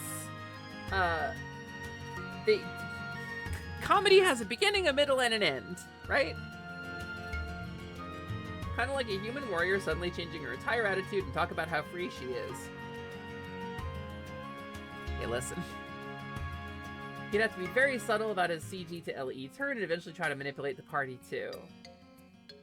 Well, I mean, again, you just gotta think about it from the player's point of view. What story are you telling to the players with that? Every sus action needs a plausible out. He's still learning and might just be stressed. And when they become too hard to ignore, that's when you give him the power to teleport away, but never twirl the mustache at this point. What I mean is, like, he teleports away, but then he comes back, right? And like, you gotta... What's the player's point of contact with this story? That's my question. What is the player's point of contact to this story? How do they interface with it? You certainly know about the players rewriting your plans abruptly. Alas, poor anti-paladin of chaos, we hardly knew ye. Didn't Critical Role kind of bungle how the deck of many things works? I think kind of iconically they used it to tell like a whole series of stories.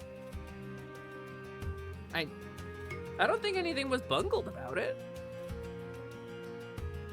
I mean, a lot of stuff on Critical Role, to clarify, it doesn't work raw, like rules as written, and the deck of many things is no exception. To take a card like, you know, the death card or whatever, or the tower card in the deck of many things, and like spin a whole story out of it, sometimes you gotta fudge shit.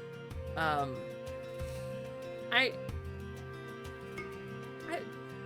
think there's the occasional shiver and quiff, but I think like to say they bungled the deck of many things is definitely to miss out on like an entire story arc.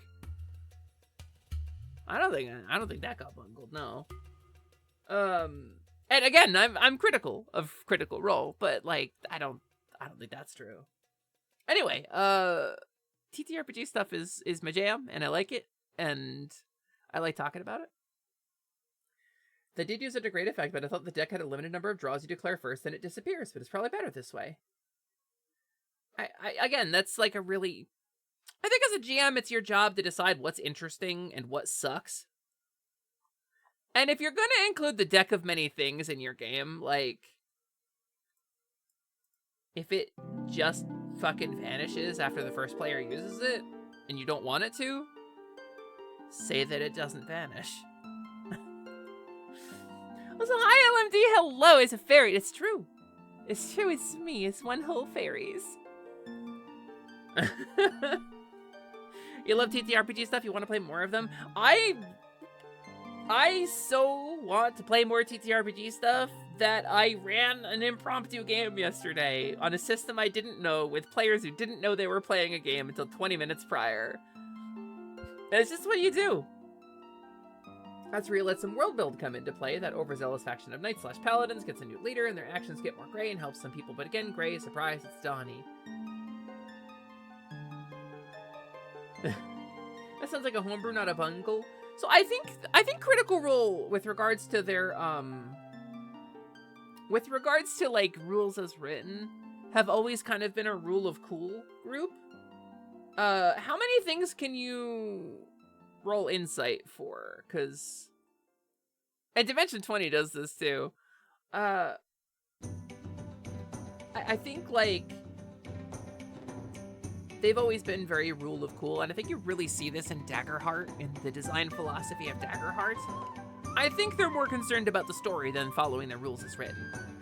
I think that's kind of important to their vibes. Since we're talking about TTRPGs, if we ever get a game of Break going, I think you enjoy being a factotum class. They're essentially a merchant or common folk that travels with the party and helps them in non-combat ways, like cooking or healing or carrying a giant pack for everyone's stuff or knowing folklore. That feels right up the things we talk about when they do in MMOs. It's either going to be awesome or terrible. Need a lurk? Have a good lurk, Vera! Kind of reminds you of the Merchant Ragnarok Online. Hey, because I talk about this all the time, right? my fantasy of being like an NPC. That's... Flutter, flutter, flutter. Stream information.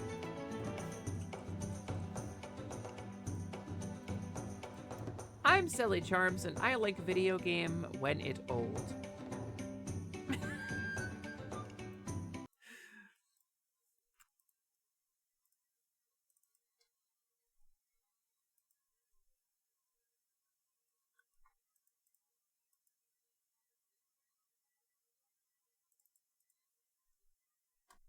You're gonna capture? You're not gonna capture, are you? What a pain in the ass.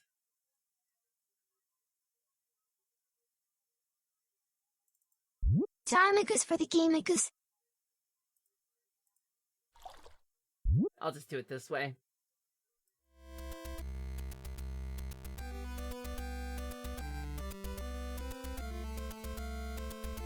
Yeah, okay. Give me a sec.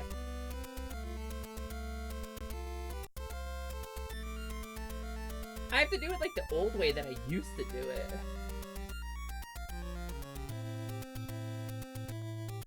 Wow, that really doesn't want to capture, huh?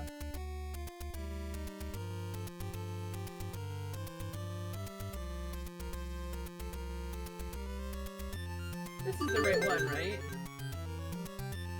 Like... I said we were playing Kid Icarus, right? So... This is Kid Icarus.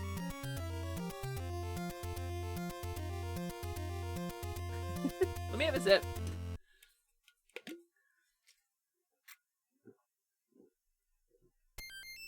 .5e had a Factotum base class late in his life, did a little bit of everything. Factotum is crazy if you want to run like Elric of Melnibone or like the King Killer Chronicle. You wanna rock up with both the Bloodless, roll a fucking Factotum. Once we had 3 separate games going in the same world. I've capped out at like 2, but my boyfriend was also running one at the time, so. Right now you're trying to figure out what ship your space pirates could possibly have that is a threat to small Emperor convoys, can hold a couple of fighters, still tiny compared to a Star Destroyer. You get to make that up, gamer. Are you digging like exclusively into existing lore and that's like a challenge mode for you? Cause like you're the writer. Those ships exist because somebody like Timothy Zahn said they exist. Like you get to do that. You get to be like, this is a Razor Beast class. Razor Beast class frigate. And it has 30 guns. This isn't the disc system version? I don't have the disc system version. I've never played it. I wonder if it's better? I don't know the difference. One party decided to be a bunch of hooligans and be pseudo-evil, and the other 2 parties had no idea. The one party secretly evil vibe is so good. What was the one code? It was like, Combat Ridley motherfucker. G'night, Snoozy! We're playing Kid Icarus.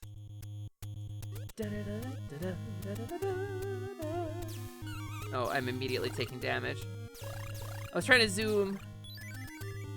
I was foolish. So, Kid Icarus on the Nintendo Entertainment System. Angel Land Story on the Famicom.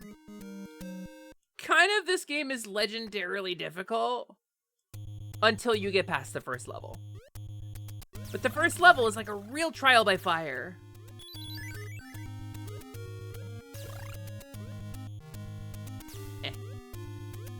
But it's a game that we talked about this last stream a little bit. We talked about, or not last stream, a couple streams ago. We talked about Nintendo had these kiosks that were in like department stores where you could play a Nintendo's game for like 2 minutes, right? And then it would reset. And that's how I played this game the first couple of times. Wow, I'm really getting my ass kicked, actually. Would you believe I did a test run of this and I did really good, actually? Wait, I gotta go this way. It is a rough first level. It truly is a rough first level. Firm! It's a Baphomet! That's one whole Baphomet! Hello, Firms! Welcome! It's wonderful to see you. Hi, gamer! Hi, gamer! Welcome! I hope you had a wonderful stream. How was Binding of Isaac? Did you have a good time? Were you binding? I saw that you were physically in the game, and I think that historically has only happened to like Captain N and like a couple of other people. Is it painful to get transported into your computer monitor by lightning and to go, whoa? Is that difficult to do? I had a great time. I still make stupid decisions in it. That sounds like me. I played it when it was a Flash game. I know nothing about modern Binding of Isaac. That sounds rad as hell. It's my favorite Gategoat. Everybody go follow Farmth on twitch.tv, please, and thank you. Farmth is a low poly VTuber, super rad, super based, super good takes on shit. Effortlessly funny, incredible energy, a content creator who absolutely belongs in this space, even on his lowest energy days. Please go follow Farmth on twitch.tv. Hi, gamers. If you don't know me, at the moment, I'm Hesper Lightwing, your companion fairy. Here to fill up your hearts and help you luck on to slay your way to a brighter day. Sometimes I'm Sally Charms, and that's normal and good. Sometimes I'm a cowgirl half-game genie, and sometimes I'm a fairy, and you just kind of got to figure out where the line lies. You know, you got to make your own decisions about how to live your life. You got to decide what you want to care about every day, you know? Is it, where's the cowgirl? Probably not. Probably it's me either way, right? That's probably fine for you. Firmth is the reason you do Fuser streams sometimes. That's so rad. Self-inflicted platform purgatory. I actually like this game a lot, dude. We're playing the original Kid Icarus because Uprising broke for me again today. We're fighting Speck Noses at the moment. I don't remember the names of all the enemies, but I do know some of them. No lightning, but the screen does go all wavy with the big spiral in the background that you fall into while going, whoa! Oh, that's rad as hell, dude. You fell into the vortex? Gamers, get you a goat who can fall into a vortex with you. Get you a goat who falls into a fucking vortex.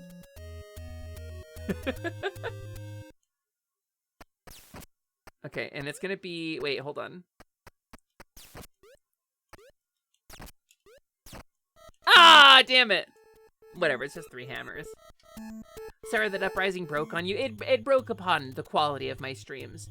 It dashed itself onto the waves of my incredible wit and cleverness and all of my cool technology. And my skill at video games, which is legendary. And I can't begin to express to you how good of a video games player I am. To wit, I shall show you Kid Icarus on the original Nintendo Entertainment System, a game which I have mastered with my mastery. Sally, what did I say? What do I always say? Do you say it because of Kid Icarus? Because that would explain a lot.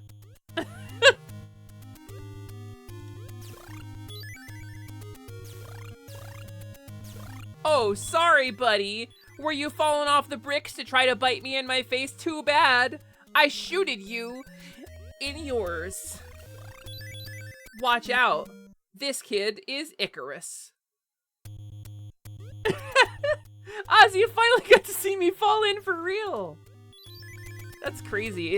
Was it everything you hoped? Was it like a dream? Remember that time I was bad at this game? And then you remember like that time I instantly became good at this game because I'm awesome at everything? Yeah, I remember that time. That time my mastery and love for this character led me to be like super good at the game. Become a hammer.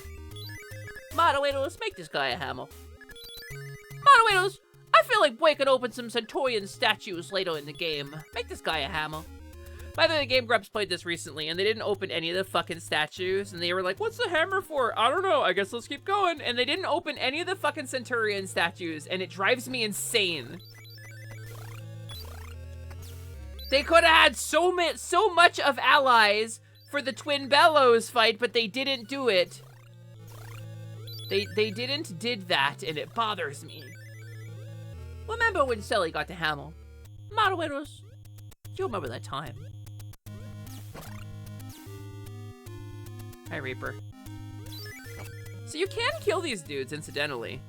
You just gotta be super careful about it. Because they turn around when you peg them. When you peg a skull guy, he turns around, is what happens. It's pretty important to know that about Skull Guy. Hey, Cruising! Hello, welcome in. Where's Misa? I said something cursed and weird. Look at that, Monoidos! Peg the Skull Guy.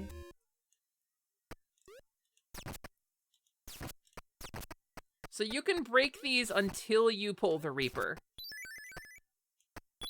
And it's pretty good if you can get 5 of them. Also, Mason! Wow, incredible username. Hi, Mason! Hello, welcome in. Thank you for the raid. I hope you're doing real well. Hi, my name is Sally, but you can call me Hesper. That makes sense, and it's perfectly normal, and it's fine, and you will understand someday. When you're older, maybe your mother and I will tell you. Maybe your other mom and I will tell you what that means. Moderators, peg the Skull Guy. I hope you had a really good stream. I hope it went really super well. I hope you had a good time. Okay, turn around, turn back. The camera moved.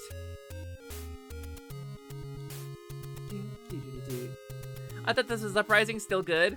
Yeah, Uprising broke. Unsurprising, Uprising broke. I want to get a 3DS capture card.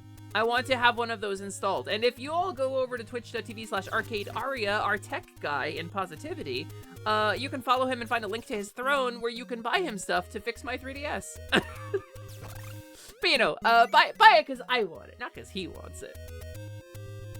I'm tricking you. Such a classic game. So yeah, Uprising is so good. Verms, do you know Uprising? Are you a Kid Icarus Uprising enjoyer? The game that revitalized a series and then got forgotten about because it had janky, weird controls and nobody wanted to learn them. And I don't blame anybody, but Kid Icarus Uprising is why we have Splatoon. I hope you know that. I hope you all fucking know that. Kid Icarus Uprising is why we got Splatoon. Because Kid Icarus Uprising, Metroid Prime, fucking Star Fox Zero, Nintendo has been playing with that control scheme forever. And Kid Icarus Uprising is why we finally got those games. I'm telling you. Whatever. 1 repet's not too bad. 5 repets, not too bad. We did good. You did like how whimsical Uprising was? I will be playing it again. We will be going back to it. I just need to figure out the tech problems. Da da da da da da da. Moderators, chill. Moderators, make this guy chill out.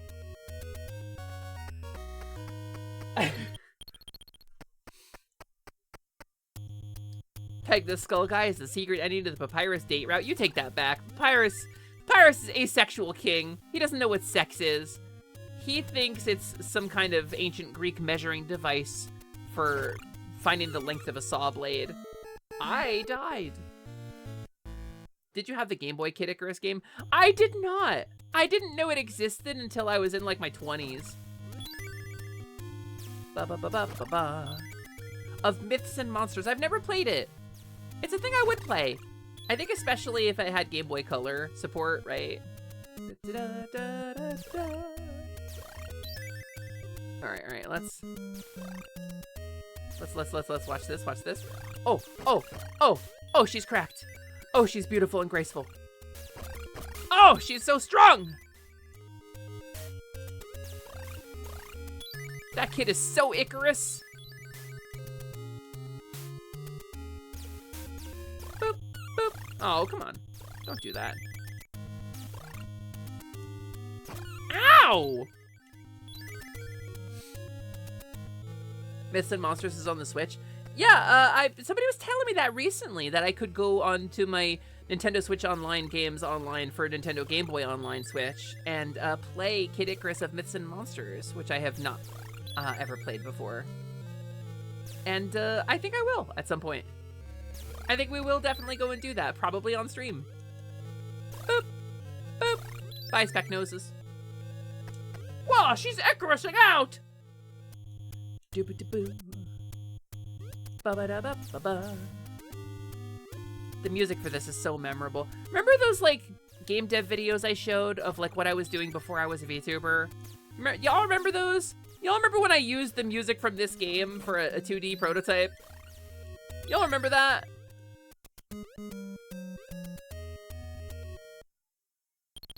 Oh, I don't have anything plugged into controller 2. There's a bit where you can haggle with these guys, but you have to press a button on controller 2. You have a bent condition Game Boy? Bent condition? Is that a condition? Is bent, Hey, what the fuck? Did I do that? Is that because of me? Did I make that happen? Bent condition as opposed to mint. Seems like I'm in pretty bent condition right now too. Ba ba ba ba ba ba. Okay, this guy. I crouched on the ice. Yeah, I think I crouched and then tried to jump. I think if you crouch jump on the ice, you go down through it. It's a semi-solid platform, and I think I did that on accident. Speck nose. This game also has like an underrated soundtrack too. Like, it's just beeps and boops. It's just pixel sounds. It's just chiptunes. It's a bunch of square waves, and triangle waves, and a static generator for percussion. But they did a lot with it. So Kid Icarus, I haven't really talked about this, right? It's just Hip Tanaka. It's just Hip Tanaka. I haven't really talked a lot about this, right? We've been playing Uprising, and I've been talking about how much I like Kid Icarus, but I didn't really talk about, and Dan started to talk about this on Game Grumps like 2 weeks ago, and they didn't continue the playthrough. There's 3 parts of it, and it's kind of stopped. But so back in the day, right? Nintendo had a couple of IPs. They had Legend of Zelda, they had Metroid, they had Mario, right? They had Kirby. They had Kirby later. Kirby came after this, but the point is, like, Nintendo had a bunch of IPs. And really, any one of them could have reached, like, you know, mascot status for Nintendo. Like, and most of them did. At some point or another, Nintendo has identified kind of itself as a business with these properties, but Kid Icarus has never been one of them. Kid Icarus has never been one that Nintendo, like, identified itself with as a company. But it is a game from the same era. It is a first-party IP. It is actually a pretty good game. Much like Kid Icarus Uprising, it was doomed by a difficulty curve that people didn't really want to address. But, like, it's got as much personality as any of one of those other old games.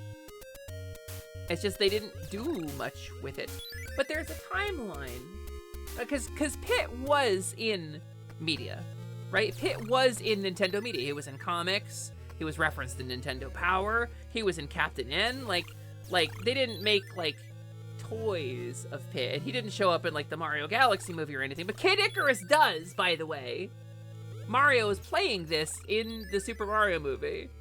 He plays Kid Icarus in the first Super Mario Brothers movie, like the CG one with Chris Pratt. He plays this game on screen. But like, there's a timeline out there somewhere in the multiverse where Pit gained the kind of iconic nature that the other Nintendo mascots did. And I think it has the potential for that. I really do. I want this. You're welcome, buddy. And he kind of enjoyed that sort of fame very briefly out. But like, what a cool story. The crazy amount of verticality in this, like games didn't have this. This was nuts. This was an expansion of the Metroid engine. This is built on the code that powered the original Metroid. And this kind of verticality defies the limits of the Nintendo hardware. This is like crazy tech that they did. Like, it wasn't designed to do this, but they did it anyway. And it really stood out, I think. And like, obviously, it's the first level of the game, and most of the game does not have this kind of verticality, but like smooth scrolling vertical, that's nuts. But I don't know. There's a lot about this game that I think is pretty cool, and a lot about this as a franchise that could have really made it, but it didn't. Oh, damn it! I didn't mean to press down! What about Ice Climbers? Ice Climbers did it too. I'm reasonably confident they took the lessons from Ice Climbers to do this, if I'm gonna be so real with you. We take a lot for granted in gaming nowadays. Well, in the world of like licensable game engines that are feature complete, you know, that you don't need to do anything to accomplish the technical requirements of your game. I think it's amazing. I think there's,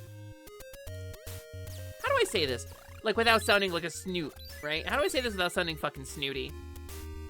I think there is, not a lack of innovation in gaming, because there's a lot of innovation in gaming. If you play indies, there's tons of original and creative stuff out there. I think there is a unique, like, technical skill set that went into this kind of game, or indie games in general, like, in the past, that doesn't have a modern analog, really. And I think that's what things like the Pico 8 try to capture. Like those faux retro consoles and platforms. I think they try to capture that because they want to encourage that kind of, there's a very narrow and unique like thing, right? And you see videos about it on YouTube of like, how did they do the quasi 3D effect in the Toy Story like Genesis game? Because it wasn't capable of 3D, but they made the floor move in 3D, and it's actually like a really cool technical trick where they had to like fake the draw time and fuck with memory buffers and stuff and like time it perfectly to the system's processing cycle. Like, it's really cool stuff. And like, that just doesn't happen anymore. And I think there's a little bit of like the Star Wars thing too, of like, why was Star Wars A New Hope as good of a movie as it was? Well, in large part because of its setbacks. Because of the things that made it like difficult to make, I think made that movie as good as it is. Alright, let's do this. Let's do this. There's a huge amount of brain drain in the development side of gaming. New devs aren't getting the chances they need, and older devs are either getting disillusioned or thrown out.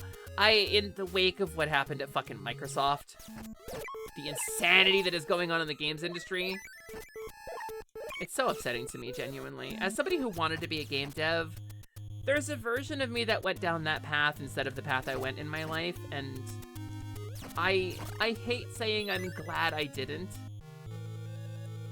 Because that feels really weird to me as somebody who's always wanted to make video games. But man, I really feel for people in game dev right now. Like, thoughts and prayers, you know? God damn it, this game is hard! But yeah, limitation compels creativity and innovation. And also, cruelty. Limitation compels cruelty in the case of Kid Icarus. The original Kid Icarus, these mono eyes are in my nightmares. My literal nightmares are filled with mono eyes. I think I'm being too passive. I think the problem is I'm being too passive. I think I need to be a little more active of a player here. All right, this is a Specknose room, right? Rude. These guys hurt.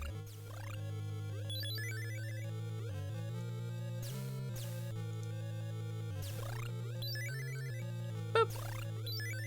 Boop. Okay. Okay. You could do that. You could fucking do that if you really wanted to. That's fine. You could do that to me. I forgot how hard this fucking game was. At this point, you're glad you didn't keep at it. It's crazy to say that, right? To think, like, all the things we would have if the games industry wasn't the way it is, right? To think of all, like, the wasted creativity and people's passions getting poured down the drain for a handful of quarterly profits. It's really frustrating, actually. I try not to talk about it too much on stream because I don't want to get, like, really dire on stream. I don't really want to think about, like, really sad stuff, right, on stream. But that shit's a bummer. I think about, like, alternate timelines all the time, right? Like, we talk about this on stream. And, like, the timeline, for example, where, like, Banjo-Kazooie didn't get dropped as a series. The timeline where Kid Icarus maintained some kind of iconic nature in Nintendo's eyes, right? Where it was seen as valuable despite its failures. The timeline where F-Zero got another game. Remember that one? Oh, I actually stood up in front of him and he didn't aggro me. Okay, cool. Capital doesn't value art. And that's really frustrating, actually. Alright, Specknose room. Hey, thank you for the follow, gamer! Clearly my takes have resonated with you. Welcome to the Last Light Lounge. My follows are anonymous, so feel free to hang out. But if you want to vibe and chat, drop on in and say hi. I'm getting my butt kicked by the original Kid Icarus tonight. Because Kid Icarus Uprising broke. I was using some really cool technology to play it on stream, and my really cool technology is really fragile and decided to break. So we're playing the OG Kid Icarus instead. Which is a game I quite enjoy. May I help you? Hi, chat. Hello, Queen Sally Charms. How is everyone? Hi, Sir Cereal. Welcome in. It's nice to see you. I'm doing pretty good tonight. This is part 2 of my streaming for today. Streaming earlier today was interrupted by technical failures. So we're doing a part 2. Now that it's cooler, the air is slightly cleaner. Ow. And I really wanted to play Kid Icarus. Oh, the ice is so weird because it messes with your jumping physics even once you are off of the ice. It's so strangely coded. Okay, hold on. We gotta pay attention here. Here they go. Alright, we wait on these guys. We don't press down at all during this. We do not crouch. The game has taught me this lesson. Huh! Huh! Alright, Kid Icarus. It's you and me, buddy.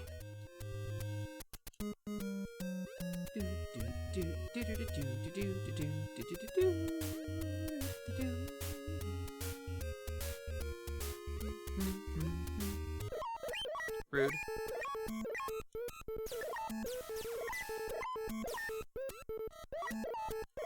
Oh, come on! Alright, we're locking in. We're locking in. That's so close to the end, by the way. That's like right there to the end of the level.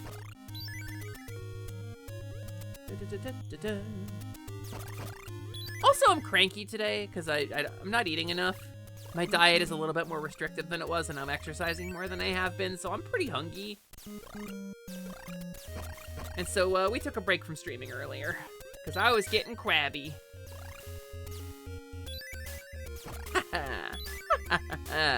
All right, flawless no-hit run. Here we go.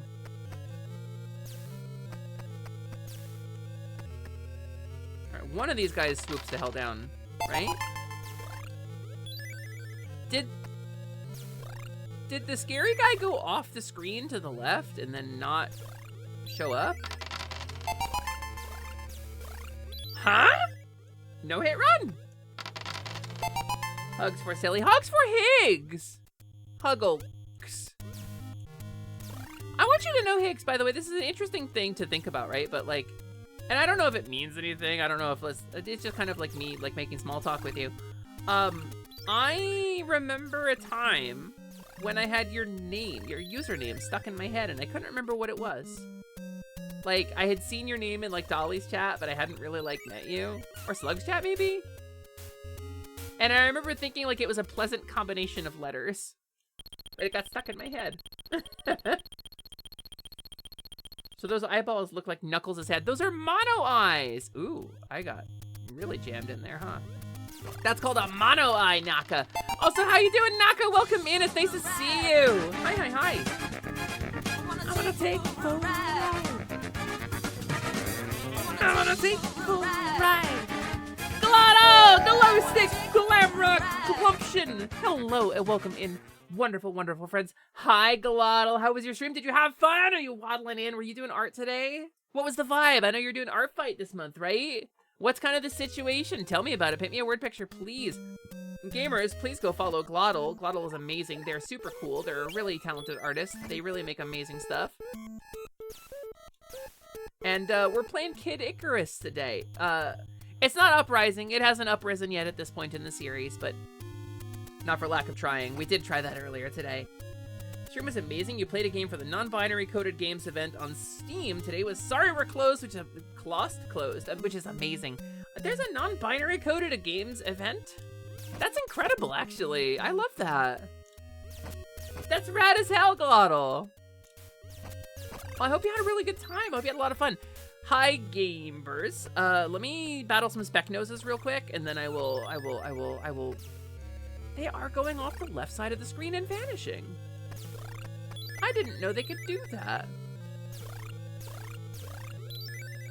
All right, hold on, gamers. Boop. All right. But hi, everybody. Welcome in. Welcome to the Last Light Lounge. My name is Sally, but right now you can call me Hesper. That's preferable for me, actually. I'm your companion fairy, Hesper Lightwing. Sometimes there's a cowgirl on the channel too, and that's fine too. I am all of these things. I contain multitudes.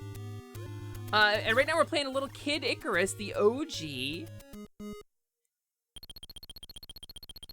I'm noticing that bottle is supposed to save me when I die, isn't it?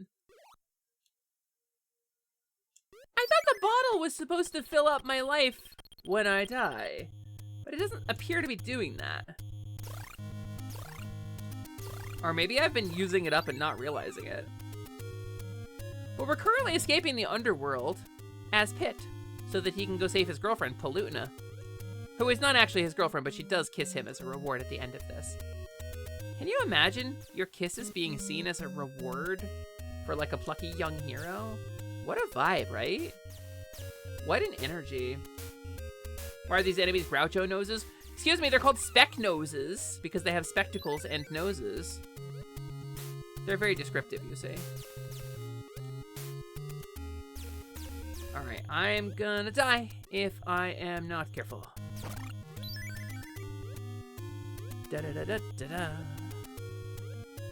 Da-da-da-da-da-da. That guy disappeared. And I'm not complaining, actually. Oh, okay, can't go that way.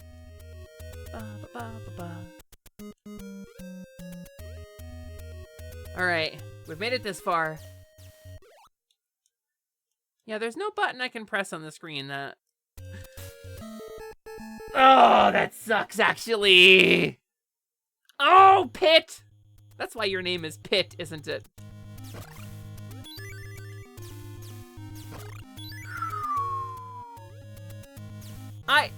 Oz, you didn't warn me today. Oz, you didn't warn me, and that's why this is happening. Only you can prevent fairy falling. I can fly, dude. I don't... Pit can't. Pit's the one who can't fly here today. This is really his fault. Ow! How come they were disappearing last time, but not this time? What's the matter for you, Speck Nose? Oh, she sniped it. 360 no scope. Hesper, don't fall in. Listen. I fall in because I choose to. I fall in because that's the thing to do. I fall in to participate in the kayfabe of Kid Icarus. The kayfabe of Kid Icarus is that he falls in. I'm not falling in. I'm committing to the bit. I'm committing to the bit and falling in because that's what Pit would do. That's what my character would do. It's I'm trying to stay true to my character. And you know, like, maybe you don't understand that. Maybe you don't get that because you're like, you know, not a great role player like I am. Maybe you just don't get it. No Scope and Speck Nose are not quite engrams. That would be rad as hell if they were, though. It's what my character would do. Call the Blue Oyster Cult. Because I'm wrecking this dude like Godzilla.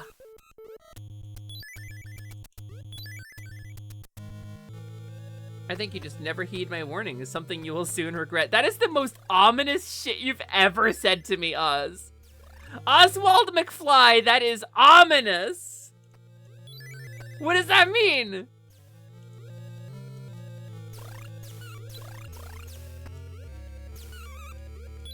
Okay, wait. Wait, I'm kind of getting bodied. No, I want it. Give it, give it, give it, give it, give it. Fuck, okay. I held a message for using channel blocked terms. What? Channel blocked terms?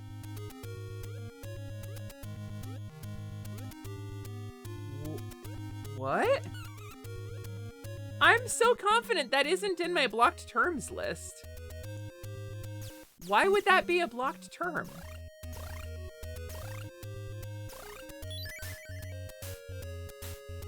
Wait, is this further than I've made it?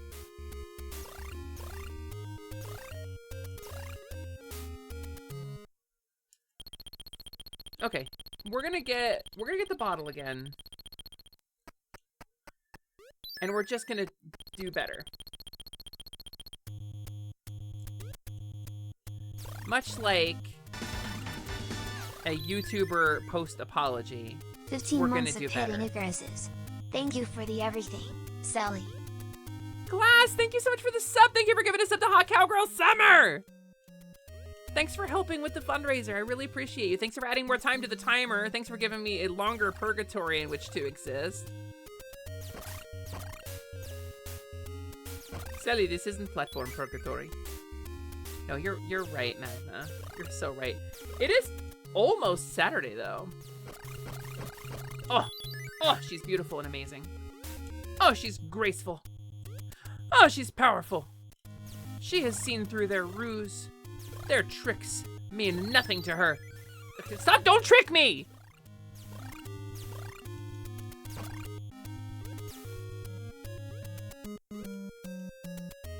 Okay.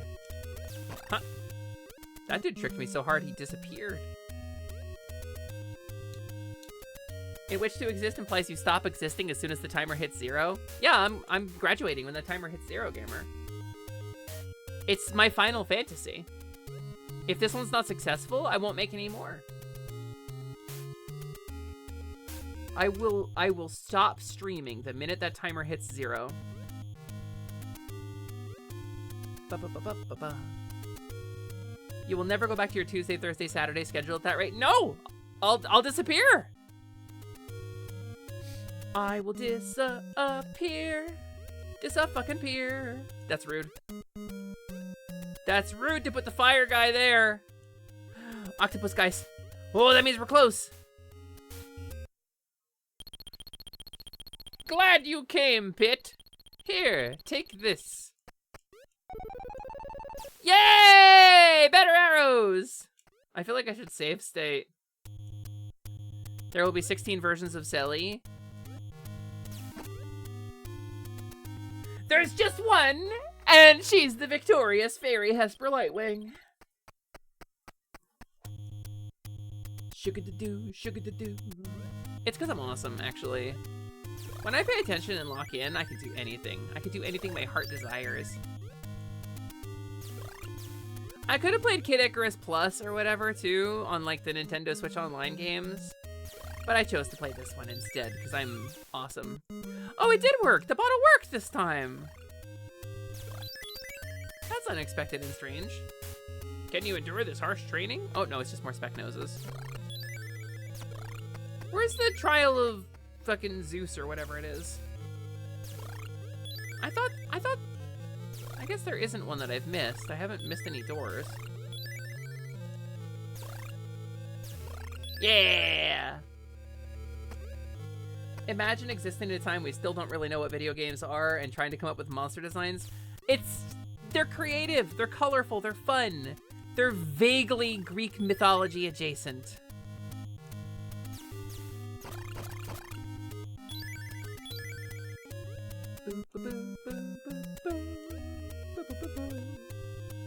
Because that's like an octopus, but also a cyclops.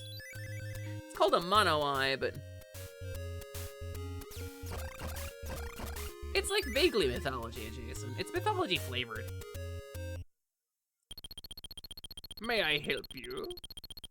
We have everything. I don't want any of this. It's the Greek mythology we have at home. It's Palutena, the ancient Greek goddess of light, who has an army of cherubim at her beck and call. Which way do I need to go here? Shit. Which way do I need to go here? This locks you into the path. This way? This way. Yeah! Yeah! She remembers. She's so good at everything. She was good at everything, but then she died because the nasty skull man. That's the plot of Undertale, I think.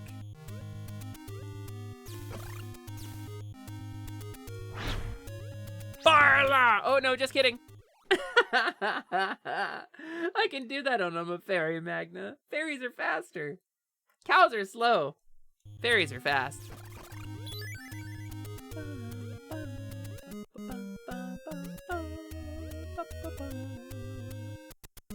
That's just serpents falling from the sky. Endlessly. I guess it is the underworld, right? You know, it'd be a pretty good crossover. Kid Icarus and Disgaea. This could just be another world, right? Medusa could just be a badass overlord. Ow. We're just going. We're just going. I don't need to fight them. We're just going.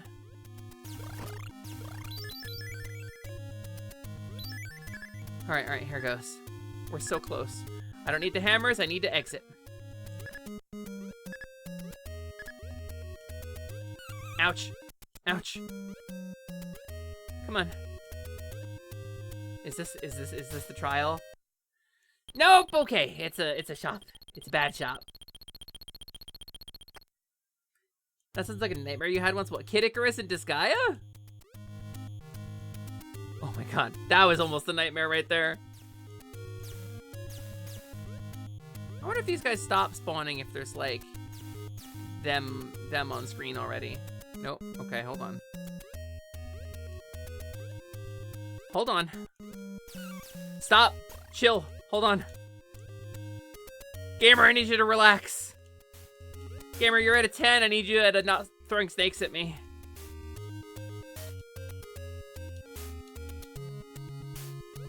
Serpents falling eternally from the sky. I think the other one was better.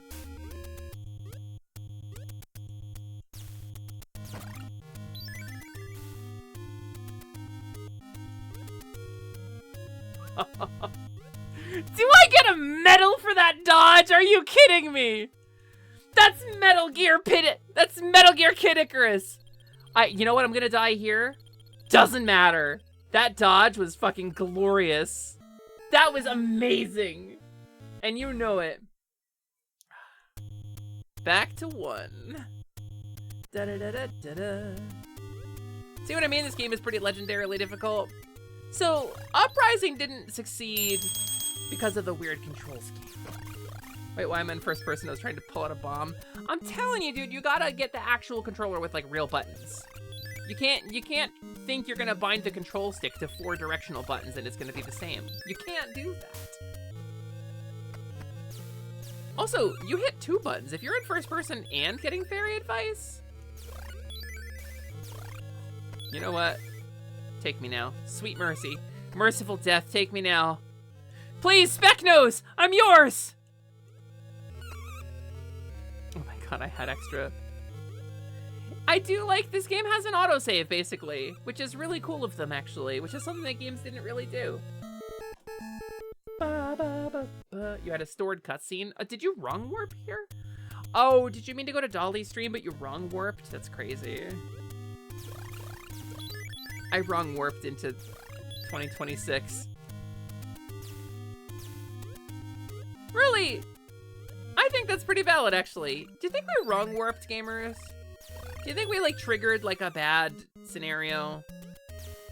I'm curious. Huh, rad. That would explain a lot, right?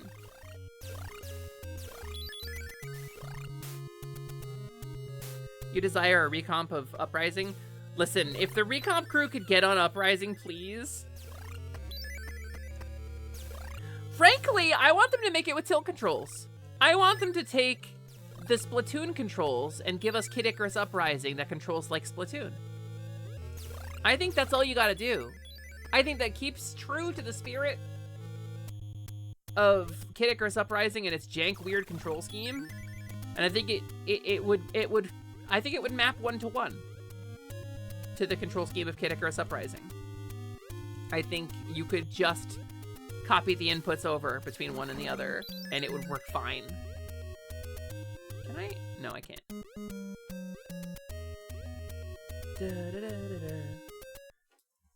To be fair, a lot of good decomps do support gyro controls. I want to figure out how to get gyro controls working in anything on my PC without a PlayStation controller specifically, because I have a bunch of controllers that have gyro support on their individual consoles they're meant to be on. Oh, need that. But I can't get gyro working. Like, I had gyro working on a Switch Pro controller for a while. And I don't know how.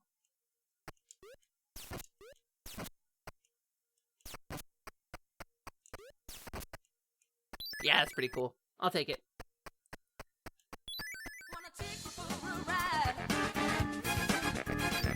I wanna take you for a ride, which is probably desynced. Hi, Karma! Hello, welcome in. Hi, Karma Dragoness! Hi, Raiders! Hello and welcome. It's wonderful to see you. Welcome to the Last Light Lounge. My name is Sally, but you can call me Hesper. It makes sense, I promise, if you followed the lore, my incredible lore. Welcome in. Thank you for the raid. I hope you are doing really well. I hope you had a wonderful stream. How did it go? What'd you do? Tell me about it. Please paint me a word picture. Nice to see you. Nice to meet you. We're playing a little Kid Icarus today. Or as I like to say, Did Kickarus. For very funny, story-related reasons. Was learning a new goofy goofy speed game. Goofy speed game. I think that's the name of a J-rock band. Hey, thank you for the follow, gamer. So what's a new goofy speed game? Tell me about it. Not like Dench Attack or something, right? Because I've seen that one going around. I don't know what a speed game is. Like a speed run game. Ooh. Okay, we're going. We're cooking. We are kidding the Icarus. We've failed already. We've failed every way it is possible to fail that quickly. We took damage from the environment. We took environmental damage from the wall tentacles. That means we did real bad. Was Racing Rats? Wait, that sounds rad as hell. What is Racing Rats? Turns out a good friend of yours was the main runner after you'd been partners for a competitive season in a different game. Oh, well, no way. This sounds rad as hell. You read the campaign doc, right? The one the DM linked? What are we talking about? It was really funny poking her and being like, you! That's serendipity, right? The universe sometimes does funny stuff like that. I love the concept of serendipity kills me because it's like, it should happen more than it does. But it still happens like a zillion times. I'm really saying profound shit, I promise. I promise it's profound if you look at it a certain way. I'm playing Kid Icarus. I can't be funny and profound at the same time. Sorry. You gotta pick and choose. You get one result, not two. Okay. Reaper turns around. Right. Oh, there. I messed up that time. Okay, hold on. We're enduring. We're enduring. Can we endure this harsh training? Did I find a sweet spot? Wait. Alright, yeah, sure. I'm basically the best at videos game. Moderators, give me a harder game. This one's mastered. I already did real good at this one. Moderators, thank you, moderators. Boop. Hey. Hey! Enduring or expanding? Greyhawked? No, just regular hawked. So these items are only active when you have a certain amount of health. And once they get activated, they stay activated until you game over, right? But like, you have to have hit a certain amount of health to use them. So when my health bar from this current amount of health is full, I will get a cool fire effect on my arrow that increases my arrow strength. By the way, we just beat the underworld. By the way, moderators. Power up!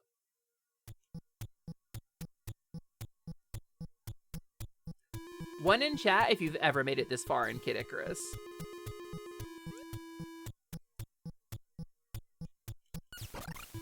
I don't want to fight these guys. We're not yet at the point where the game becomes easier, by the way. So the fucking Game Grumps, by the way, are playing this game. And they didn't free any of the damn Centurions, and it kills me. Those are Pitt's troops. He's the captain of Palutena's army, the Angel Land army. He's literally the commander, and those are his guys, and they are trapped in stone. They've been turned into statues, and they need to be saved. And they didn't fucking save any of them. The little Pico hammer, it frees them. And so that number of Centurions that I have gives me a benefit later, which hopefully we will live long enough to see. See that number go up on the bottom of the screen, though? Oh, that was really close and scary.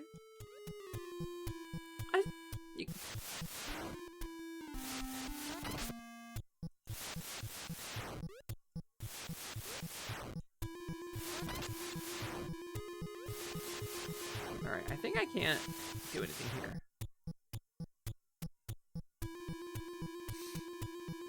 You're gonna be real, you got like 2 screens through Kid Icarus? I mean, that's pretty good. God damn it! Ba-da-ba-ba. But it's okay! Also, your special items don't work inside of fortresses.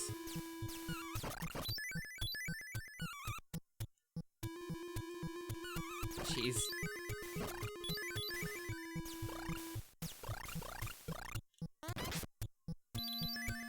I didn't do so hot. Boop, boop, boop, boop, boop, boop, boop, boop, boop, boop, boop. Ah! Alright, listen.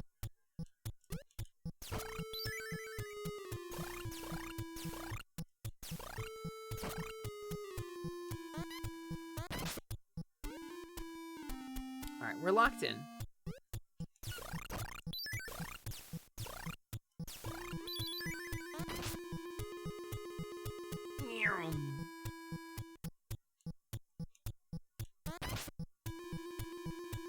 Friggin' snakes. They really don't get me.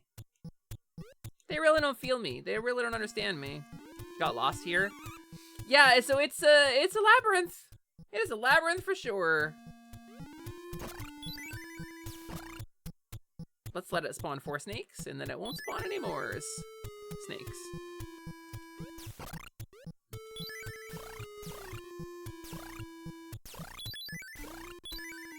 Oh! She read them like a book. Their every move was hers to predict.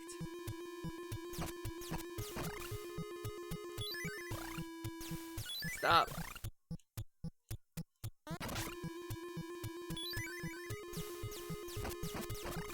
Alright. I think I gotta go up here. Boop, boop, boop, boop. Oh, the hospital! Right, this is where you go when you get turned into an eggplant. Hey, Tori, I'm winding down for the sleepies. Do you need to come in and get your stuff, love? Ow.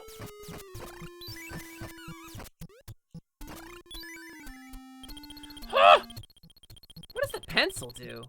Wait, I don't know what any of these do, actually. I don't remember what these do. Hold on.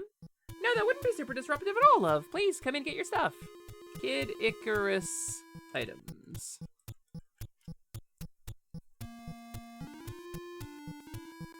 Let's see.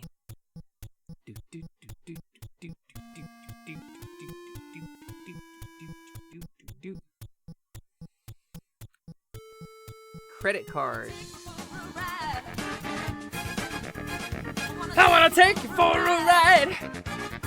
Vivi, hi! Doc Vivi, Leandra, welcome in. It's wonderful to see you. Thank you so much for the raid. Hi, gamers. Wow, there's a lot of folks like raiding in tonight.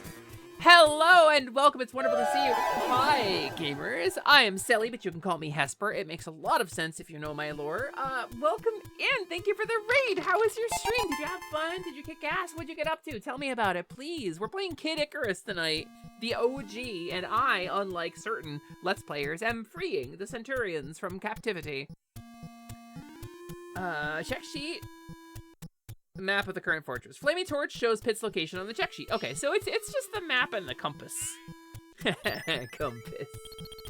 You're playing Dark Tide, Warhammer Dark Tide, like the with the Skaven and stuff. That's rad as hell. I hope you had a lot of fun with that. I played like a little bit of Dark Tide like a zillion years ago with some other streamers. I hope you had a lot of fun with it. It's one of those games that's really genuinely very cool, and I'm fucking garbage at. I did not do good at that game.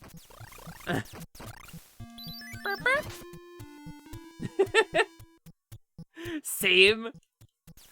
We're twinning. Katra, we're just twinning. It's just the way it is. Okay, I don't think I can get. Out of curiosity. Oh, I'm out of hamburger actually. Can I crouch jump? Wait, actually, there's something here. There's something to this. This is a tech of some kind. Vivi dragged you into a higher difficulty than you're used to. No, you can't do that. You crushed your friend. You have infinite arrows, but you can run out of hammer. Yeah, pretty much. It's basically, oh yeah, no, I trust you to track your own ammo on the sheet. Okay, so it's not that way. It's not that way. It's not any of these directions. But yeah, gamers, welcome and make yourselves cozy. Welcome to the Last Light Lounge, an arcade between worlds. I am Hesper Lightwing, your companion fairy.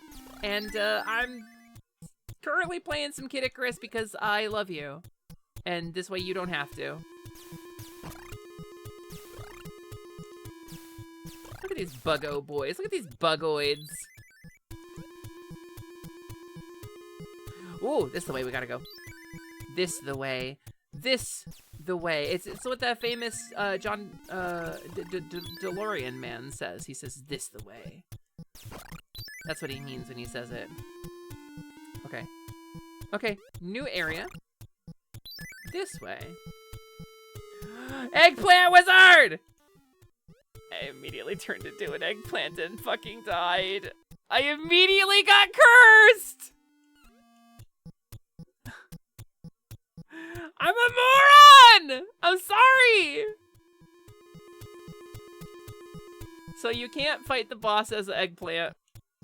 You can't win the game as an eggplant. You can't attack anything as an eggplant.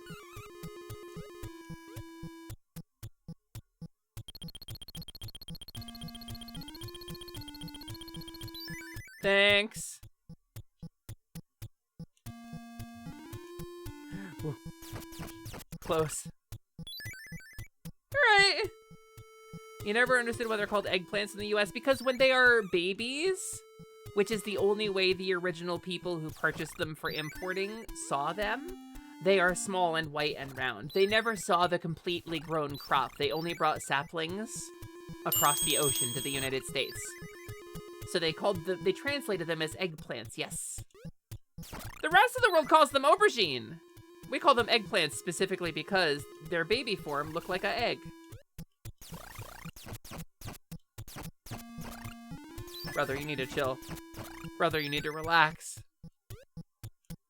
But yeah, go look up a baby eggplant. Go look up what an eggplant looked like in infancy. Oh, come on. I hate these guys. I mean, I love them in, like, media.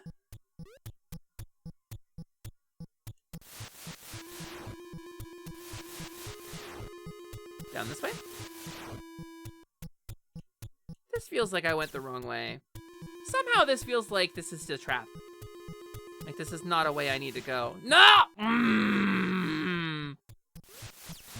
Can I...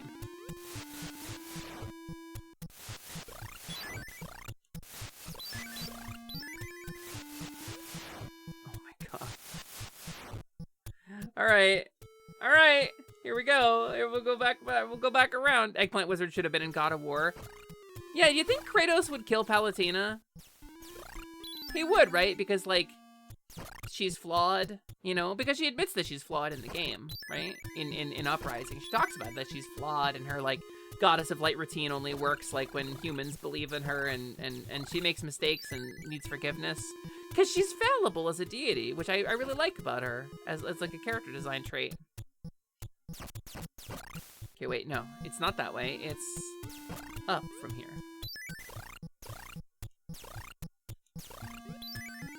Okay, okay, okay.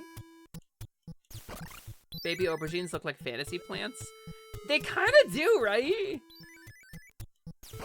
The stem looks like a long gnome cap. They're kind of goofy, honestly. So many hearts, though.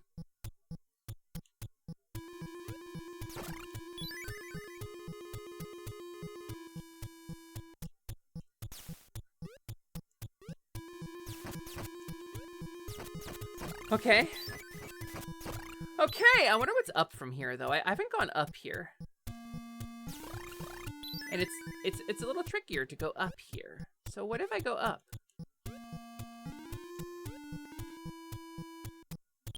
Oh, shop! Oh, sweet mercy!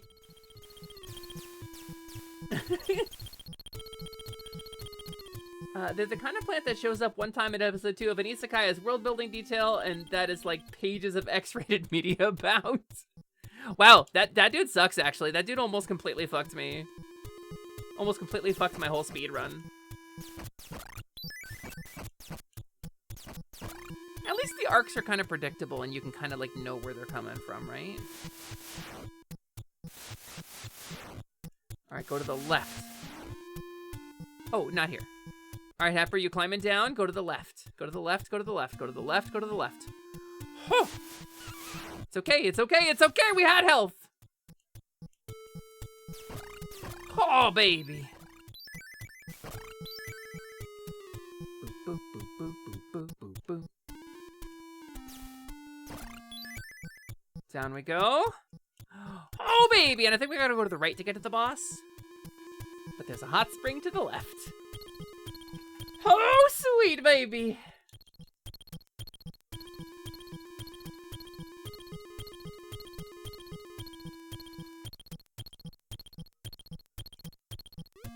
That's my remix. That's my mixtape. That'll be $45, please. Girl gotta eat, you know? Girl gotta eat like a bucket of fried chicken, actually.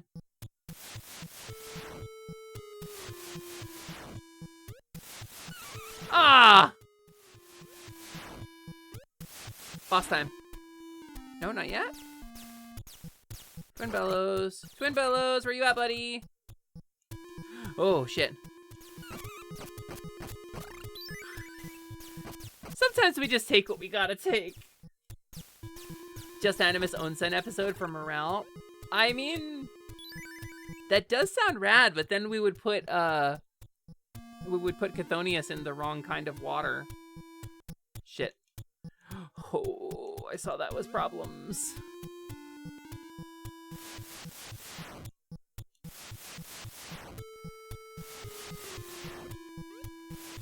Come on!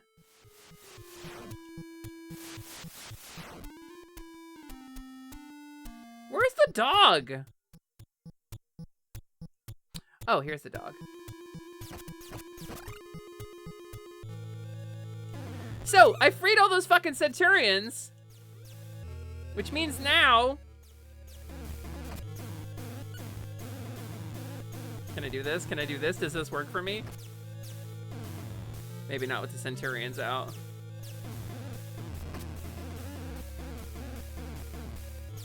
Alright, gamer, you need to...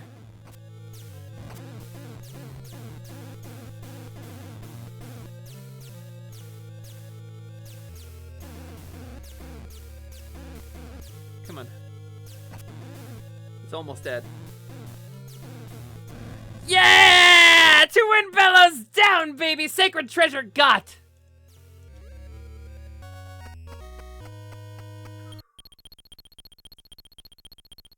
Stage beat. Legitimately, I might add. No save states happening.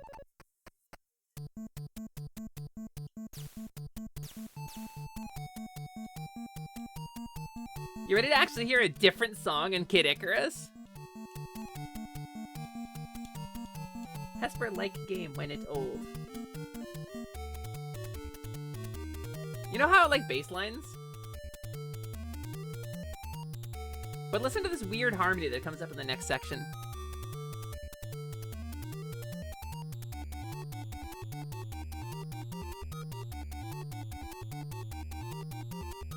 And then it does this.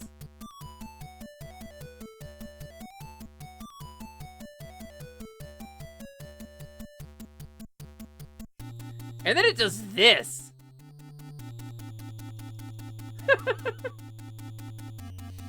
It's fucking wild is what it is, Prolo.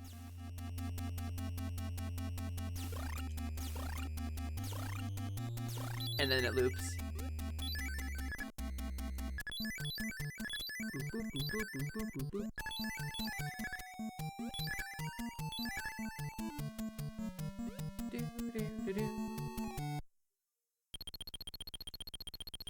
They weren't sure what video games were, what monsters were, or what background music was. I agree! And yes, it was a little bit of that. Why? Who can truly say? Who among us can truly be said to know? Oh, sick.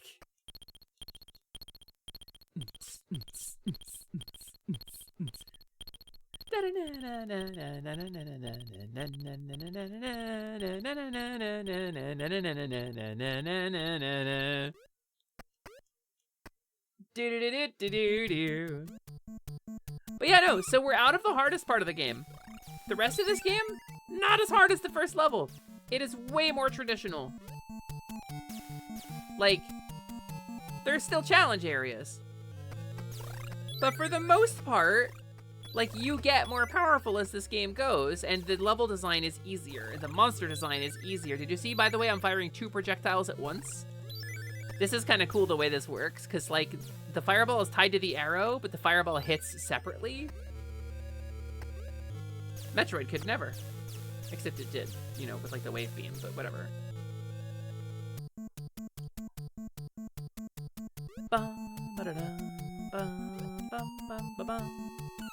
It's a weird pie, guy. I don't know what these guys are supposed to be called. I don't know all of their names, no, but I am going to kill them, take their hearts. I'm gonna take their fucking hearts. You can farm up hearts here. Whoa! Antlion.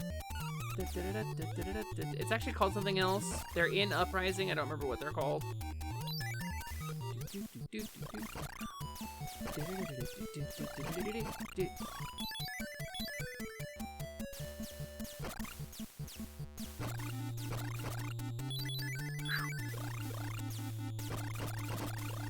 They're trying to trick me. They're trying to catch me out. But I got the cool fireball, so I could just sit here and get hearts all I want. And I might, actually.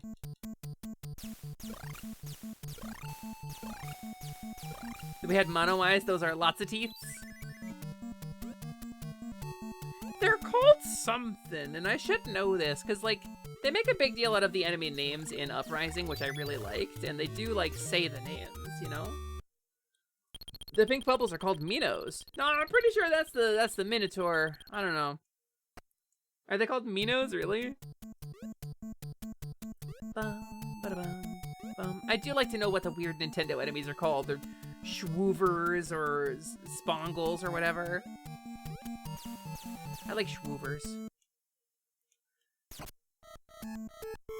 You fucking Schwoover. According to the NES manual, yes. I should keep the manual up when I'm playing an old game. We did Zelda 2 on stream a long time ago. Like, we do a lot of Z2 randomizer because of Hoverbat's version, right? And like, I love that. But like, we did Zelda 2 and we played it with the Nintendo Power Strategy Guide from like the OG. I think this is the trial. Yeah, it is. Oh no, it's not. It's a take this. I will fucking take this. Purple Pit! Power 3, baby! Apparently this Game Genie code in Kickarus grants immunity to damage? I mean, that's rad as hell. I'm not a Game Genie. I don't know what to do with that. Perfect. Don't call me that. It's Pit1. And eventually we'll get back to Uprising. Once I figure out how the fuck to make the tech work better, even if that's just spending a little bit of money and time on getting a capture card installed in my 3DS, we will make it happen. Kinda want that health, actually. That reminds you, you were playing Ocarina of Time recently, and it always makes you laugh because that game has enemies that are literally bubbles, but they can't be called Bubble because Bubble is the name of the floating skulls. They're called Shabam! Shabam! The thing I say when I drop the final bit of seasoning into a pot of stew. The thing I say when I finish slicing my onion and dump my diced onion into the pot. Oh! You can get killed! If it bleeds, I can kill it. Boop, boop. I like this song because it's kind of weird. I think this song being weird really kind of sells me on it. Whoa, whoa, here we go.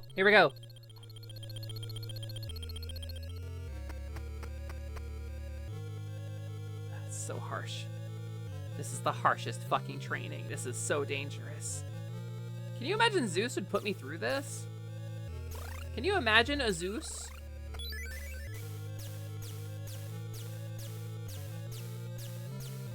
This feels like extremely unfair, actually. Like very dangerous, very unfair training. Basically impossible. Bow. Which happens when I get 3 healths. And I've officially made it as far as the Game Grumps have now. This is where Danny died in episode 3. And they did not do an episode 4. It's been about 2 weeks. Because they're like, who wants to play Kid Icarus episode 3? And like the comments are all like, we do! Please play it! This game fucking rules! We all want to see it! Because everybody remembers Pit. Everybody from my fucking generation remembers Pit. Nobody from my generation ever beat this fucking game. But everybody remembers Kid Icarus in the cartoons and the comics and shit. If they made figures of Pit, I would own them. Zeus Goose. Huh. Immediate door.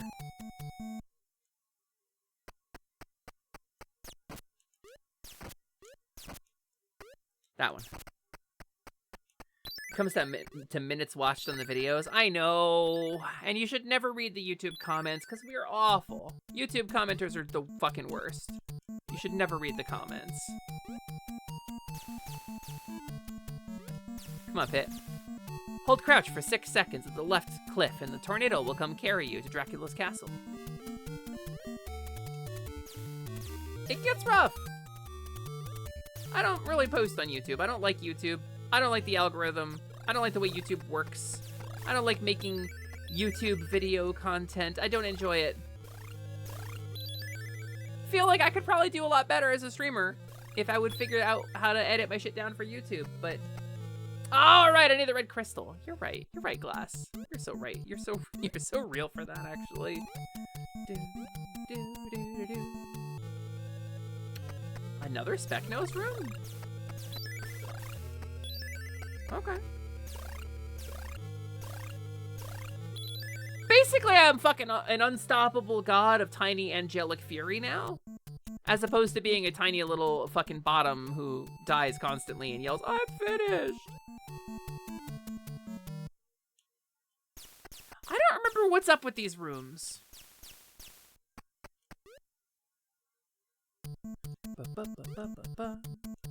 Like, I don't know, you probably could edit my videos down to something pretty funny. I think Noelle did an incredible job of it with that channel trailer. But like, I just don't have the energy to do it. Oh, my bow is gonna activate. My fucking bow is gonna activate, let's go! Bow activated. Now, watch what I can do. I can shoot the full distance of the screen.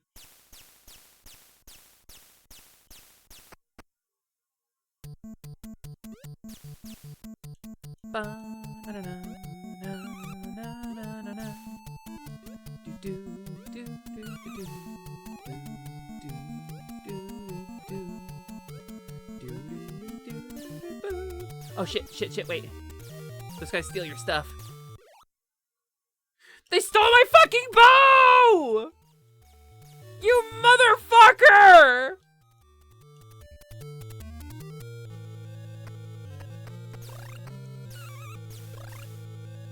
Those are the stupid guys. We met them in Uprising too. Just instantly took it! My child! They took my son! And by son, I mean archery equipment. They are an Uprising. Yeah, they're I can't remember what the fuck they're called. They have a name that sounded familiar to me. Oh my god. Oh my god. Oh my god, please. Oh my god! I'm gonna throw myself off a fucking cliff.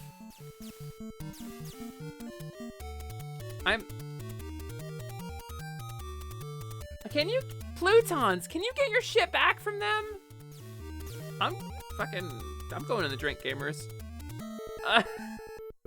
I'm genuinely going to... I thought you could kill them to get your stuff back, but that's only an Uprising.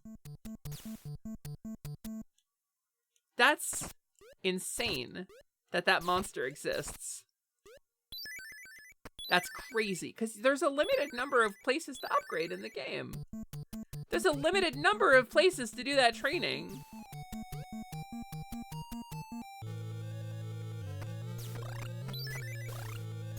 I don't think I genuinely know the answer to, like, what to do about a Pluton. My hubris. My hubris overwhelmed me. Yeah, no, I threw myself in a pit, Glass. I died. I restarted. I went back to my last save point. God damn it. God damn it. You would clip that. You would clip that, Prolo.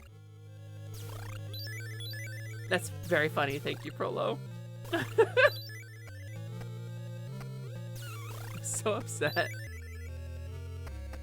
How people are paying attention to the music. Uprising made 3.5 hours of music from this like 10 minutes of... Honestly, Uprising references these themes so often too, and in such a good way. Uprising has an incredible soundtrack. I was listening to it yesterday. Like I was just working on stuff for like TTRPG game that we ran on the channel, and I was listening to the soundtrack for Uprising. It's just extraordinary.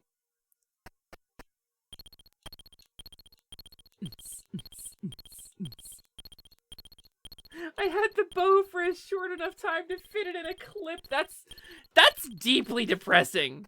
A motherfucking bow! Let's go, baby! No more Pluton's gonna take this bow from me. Pluton's more like Plutoff. More like Plutant. I'm gonna show them what it means to be Plutant. They're gonna watch. They're gonna see me. And they're gonna know what it is to be in despair because they weren't able to steal a girl's bow. My fairy bow is mine forever. And I'm like setting up an obvious bit here, but I'm really gonna try to avoid them. These Plutons aren't gonna know what hit them. Plutons, more like 2 tons of pain coming down on their heads. Prepare to meet the light.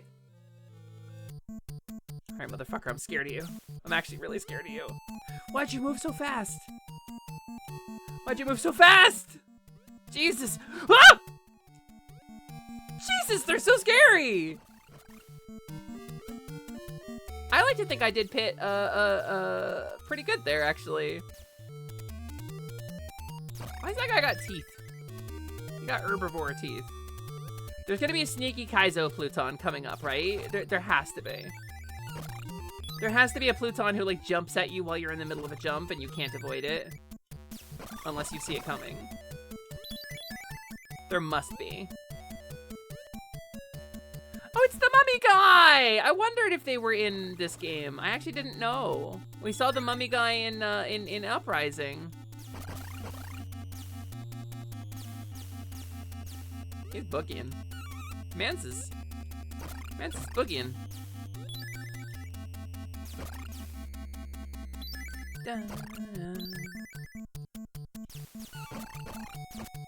Bap, bap, bap. Oh, they don't actually have that much health. What the fuck? Why, Pit? Why, Pit? Why? Alchemist, have a good night, gamer. Thank you for being here. I am so upset. Don't take my bow. Things I say when I'm a purple cartoon rabbit. It is almost 5 a.m. Prolo, I appreciate you being here, gamer. Thank you so much for hanging out. It's so rad of you to come hang out. I really like having you in chat, Prolo. I hope you have some wonderful sleep. I hope sleep takes you and you dream every good dream that you've ever dreamed in your life all at once. That actually sounds horrifying. I hope that doesn't happen to you. That sounds like probably some kind of neurological problem. The designers know what they did. I can't. I pressed down to duck thinking I was gonna be fucking clever. Little did I know. But Hesper Lightwing didn't know what the game developers had in store next. And what she was about to encounter would change her life forever. And then the tick, tick, tick, tick, tick, tick, tick, it's like December 15th, 1996. You know? That's my true crime joke. I do that with Noelle. That's our joke. I'm gonna walk down the aisle to that joke. That was sick. Noelle,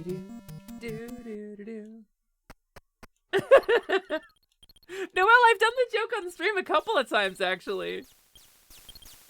Oh baby. Oh baby, the perfect bow, the perfect specimen.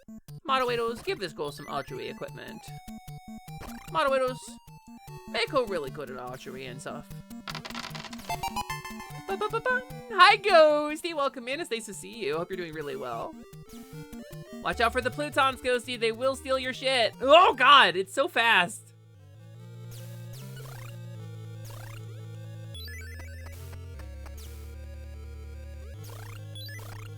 Tiny little Pluton. Tiny little guy. Tiny little weirdo. Tiny little guy. We can now shoot across the whole stage. It's really fucking useful as long as you can keep it. All right. Walking across the entire aisle sounds exhausting. People do that when they get married. No! God damn it! Oh, these guys are the worst. Yeah, curse you, Hip Tanaka, Sally 1996. Hip Tanaka, like, I made that game 10 years ago. Beautiful.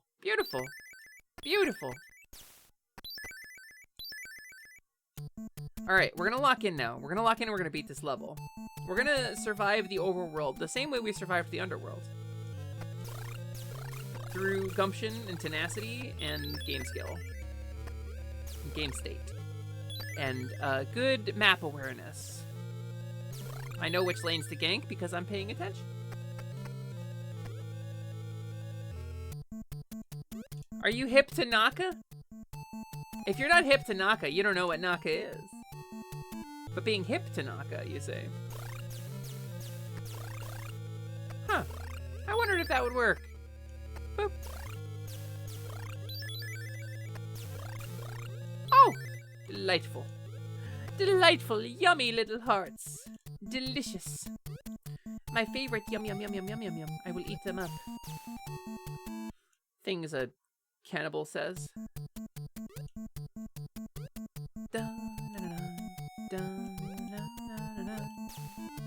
Here we go. Okay, time to get my bow back and then not lose it to the Plutons instantly.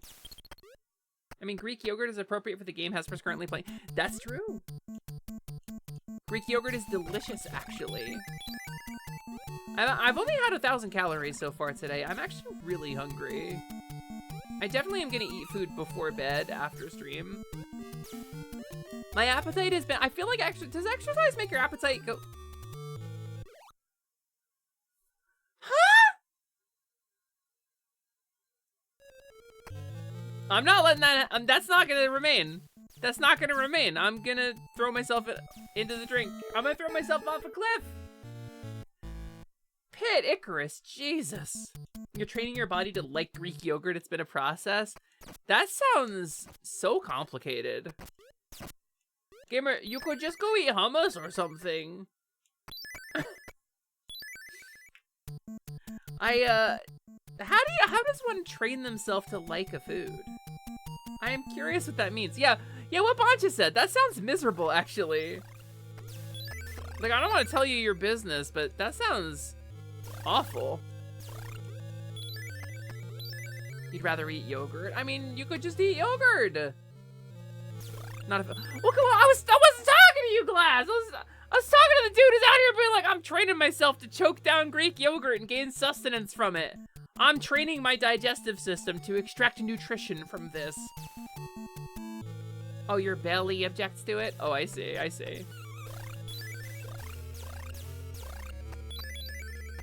Okay, I think we'll be okay because there's a hot spring up ahead. A good trick if you like black licorice is to chew on black dried licorice root. Stops you from grinding your teeth, which is a problem for you, and it works as a mild appetite suppressant. I do like black licorice. I feel like I need more than a mild appetite suppressant. I am always hungry. I drink more water, which has like mixed results. I've just been eating very healthy. You're doing a spoonful a day for 2 weeks till the belly gets used to it. I love Greek yogurt. I really do. If it doesn't have fruit or flavoring in it, or like some granola or some shit, I can't eat it. The texture of it kills me. I gotta put granola in it, or I will be very sad. I will be a sad fairy.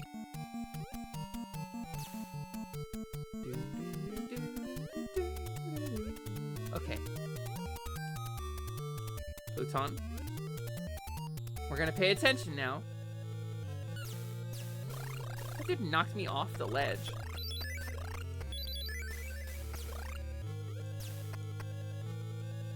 Alright, cool. Alright, now Plutons are gonna come jumping. But they only... Ah! It's undodgeable! It's nonsense!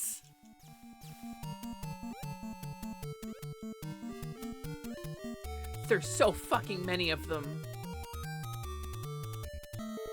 If only you were playing on NSO. I mean, I could use the CRT filter if I was. I'll CRT your filter, you piece of shit. No, I mean, like, so this feels authentic, right? This is how the game would have originally been played. Like, I'm not like reloading a state or anything. Like this is just, I'm pressing the start button on the controller. So I get to say I'm not like modifying the game in any way.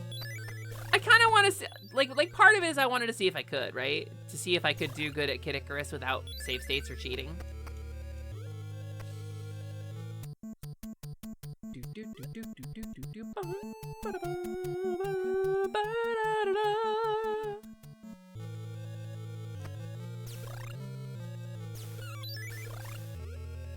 God, these guys suck so bad. I feel like I'm losing my focus. I feel like I was focused and good at game, and now I'm not focused and good at game anymore. A valiant effort. The fuck, those Plutons are something else. They are, because there's a limited number of places in the game that you can go to get your stuff. I wonder if like these rooms let you, like, I don't think there's a way to get your stuff back, but I might be wrong about that. Here, I'm gonna Google it. Kid Icarus Pluton from the Divinipedia on fandom. Nope. We can't There's a afford full screen focus in this McDonald's economy. ad. There is a full screen McDonald's ad. He sells what he's stolen to the black marketeer. So you can buy your stuff back? Wait, hold on. Kid Icarus, NES, Pluton, buy stuff back. Anything stole? Oh. Full screen McDonald's ad. Okay.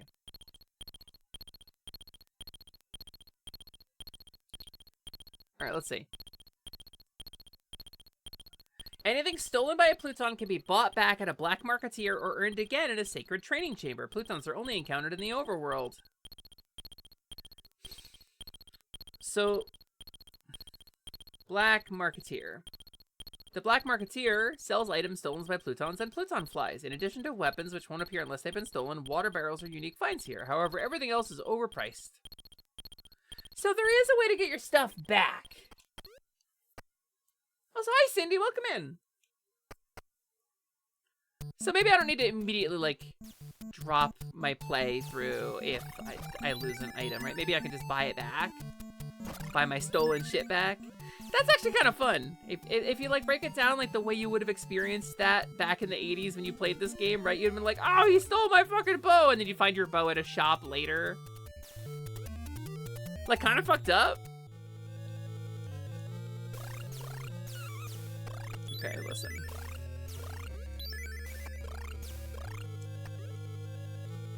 Purple pit. Pew, pew. All right. Locking in. Locking in. Here we go. Dodging the Plutons. Bucket lamp! Don't distract me, Bucket! Don't distract me, Bucket! The Plutons are gonna steal my shit! Hi, Bucket! Welcome in. It's nice to see you. Have you ever had your shit stolen by a Pluton, Bucket? Literally undodgeable, motherfucker! Hi, Pluton. Hi, Bucket! Welcome in. It's nice to see you. I hope you're having a good day. I hope your stream went really well. That's a Kobold, gamers. Hi, gamers. My name is Hesper Lightwing. I'm your companion fairy, and sometimes I sub in for Selly when Selly is feeling feelings. Tonight we're playing Kid Icarus, the original on NES. I hope you're doing so well. I hope your stream went really well. You need to eat all the medicine for your head. Here's me yelling. Bucket, please go eat some medicine for your head. I adore you. I cherish you. I cherish your friendship. Bucket, you're amazing. You're a super cool person. Please go get medicine for your head. Please feed your head, as they say. All right.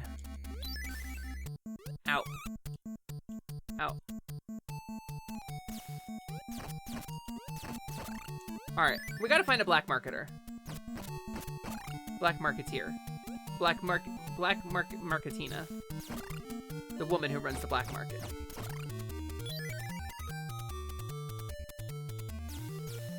Oh, BS. There it is! I knew there'd be a sweet spot. Wow, you know, it'd be really cool if my arrows could travel further. That would make this really easy. I mean, I'm kind of awesome at everything. Why does he look so, like alien Mr. Burns? I bring you peace. Be not afraid. Oh, you motherfucker. That's literally all of my money! He's bringing the love. Break his legs. It's literally all of my money. And I don't have any juice. I could have bought juice there instead. But I'm out of red juice.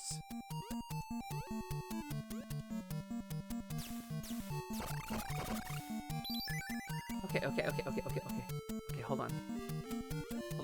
We're at the floating platforms of Ice and Destiny. This is a real famous... I think Orpheus had this trial too, where he had to jump on the floating platforms to... I looked back. She's gone to me forever because I looked back. Yell at him with a mic and controller too. Not only do I not have a controller 2 hooked up, but the US version of this game did not have microphones on the controllers. You know what this is? This is another chance to not get my shit stolen by Plutons. This is just another chance to have a perfect play, you know? The undodgeable chin move from the Plutons. They're like weird little ogres. Their art is really interesting. I don't like them. I hope they die. Orpheus. Yeah, other famous NES protagonist, Orpheus from Battle of Olympus. Which is also a side-scroller from this era.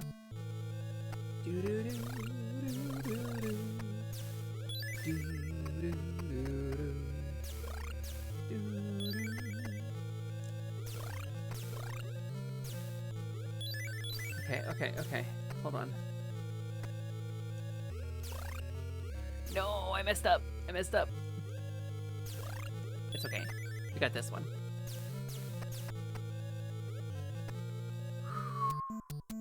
Fades away. Hey, you might be fading away to Hades, but at least I got one last look at that great ass. Worth. Totally worth.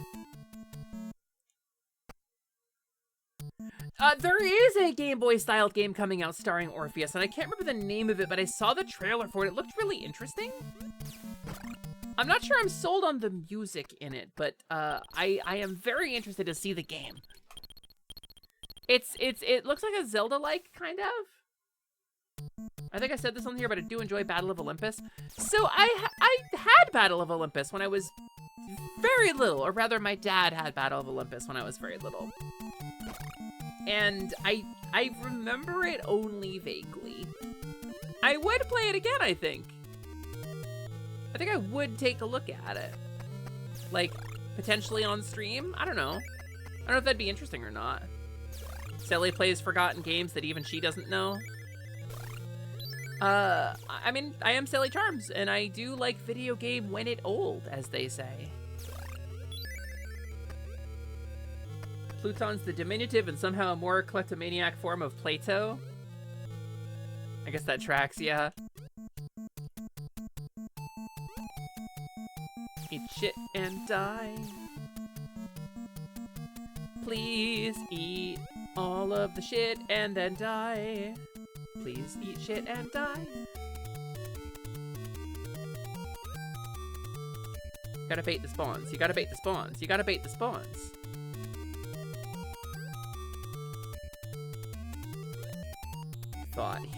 You fool. You buffoon! You thought you could outsmart me? You thought you had outsmarted me, Pluton? You thought you were gonna outsmart me, but here I am, in the back half of the level with all of my items, you piece of garbage. You fool. You buffoon. You absolute subject of ridicule. I was really kind of hoping I was gonna fuck up and fall off the ledge to do that bit. I was setting up a failure, and then I didn't fail. And I'm kind of wishing I had failed deliberately just for the bit. But I would have been so sad to lose my stuff. Usually when I'm saying stuff like that, I'm like baiting out the failure moment, right? But like, I won't do it inauthentically. As a general rule. But boy, is it funny when it happens.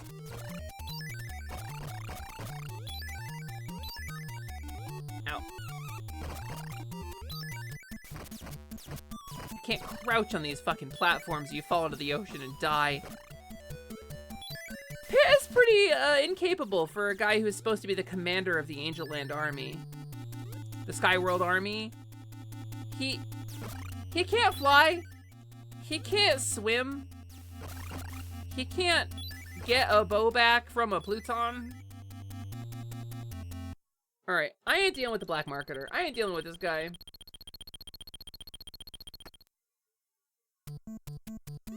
I ain't gonna purchase nothing.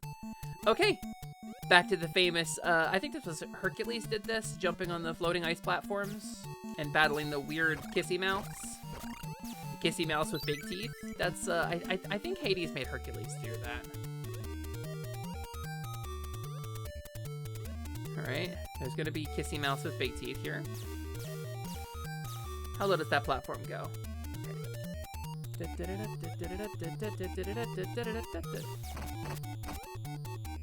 Whatever you do, don't press down. Oh, actually, I think I can press down on these.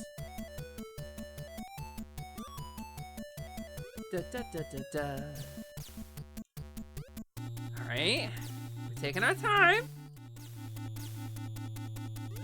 Tempting the fate, like putting feed out for deer. Listen!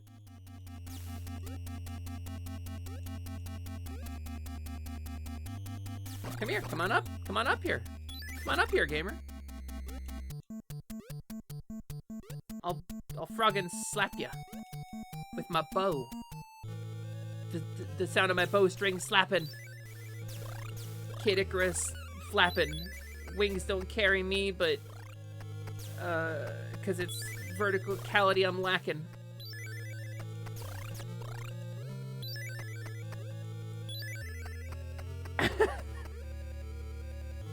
That's just what happened. Nice. Noelle, you're officially my rap career. Don't explain it. Oh, God! Oh, God, that was scary, actually!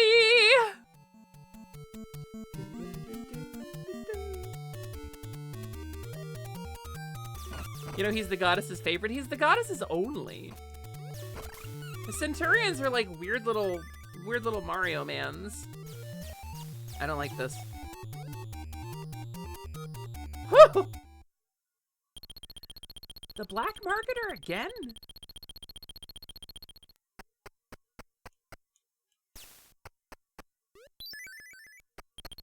I guess that lets you hold lots of potion.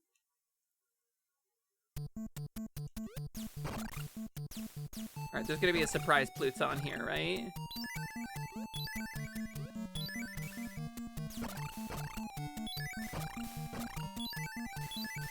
There has to be a surprise Pluton or something. There has to be a fuck you moment, right?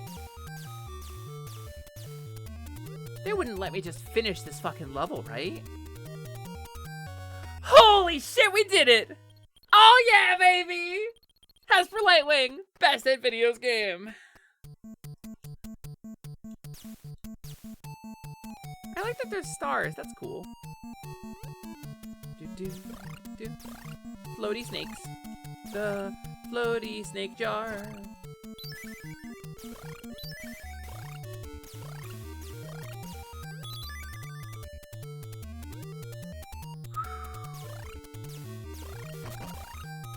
Alright, gamer. Alright, gamer. It's on now. It's on now. It's on now. I'm basically immortal. There's no more Plutons. There's no more Plutons here. There's a bridge, and I got a zillion hearts and a bow to kill you with. It shoots fire and awesomeness, and I'm so powerful, actually. I'm feeling invigorated. I'm feeling invigorated. I'm feeling emboldened.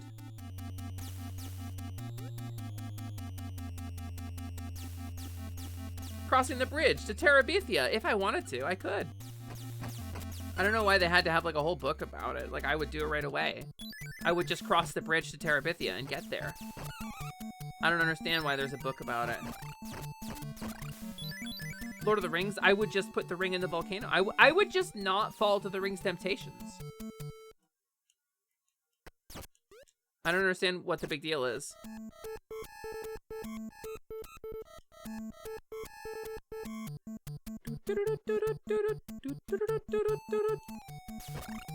Nah, I'd win. Nah, I'd win. You're damn right, Slyman. I'd win too. Those hobbits were dumb as hell. Why did it take 3 books? The ring is shiny. Yeah, but you know it's like a bad guy ring. And it's a bad guy ring, so you can't have it. You can't use it. You should know. Like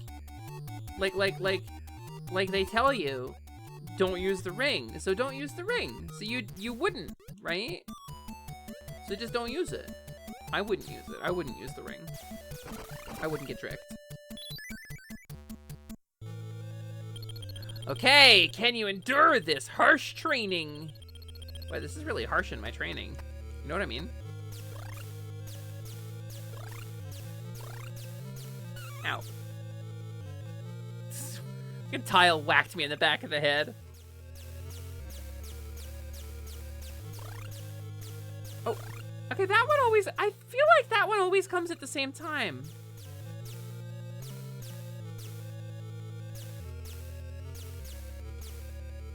I guess if I just do this, then I can't lose, right? Eat shit. Eat shit. Crystal Rod! I need more health to get the Crystal Rod. And I don't remember what it does. Boop, boop, boop, boop, boop, boop, boop, boop. We're gonna make sure we go up.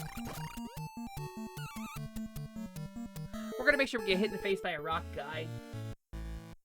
It's a shield? Wow, that would have been cool to have. Thanks, lack of health. Oh, she sniped it. She sniped it. 360 no cope. Me when I'm sad.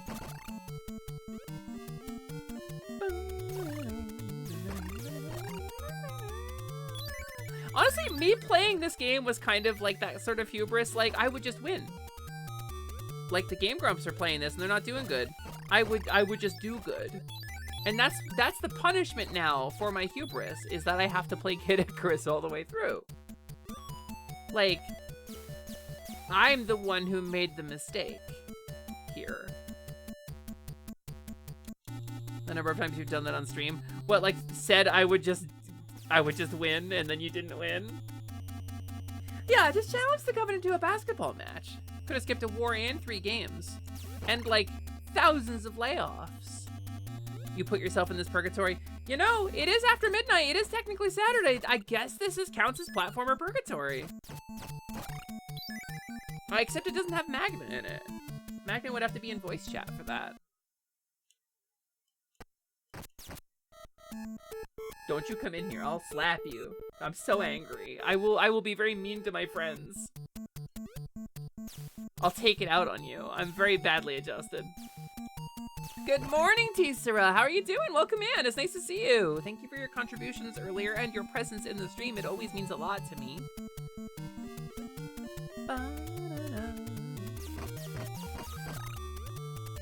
We're playing Kid Icarus today. That dude could just walk in the lava. It's bullshit. get Mount Olympus back there. Mount Olympus.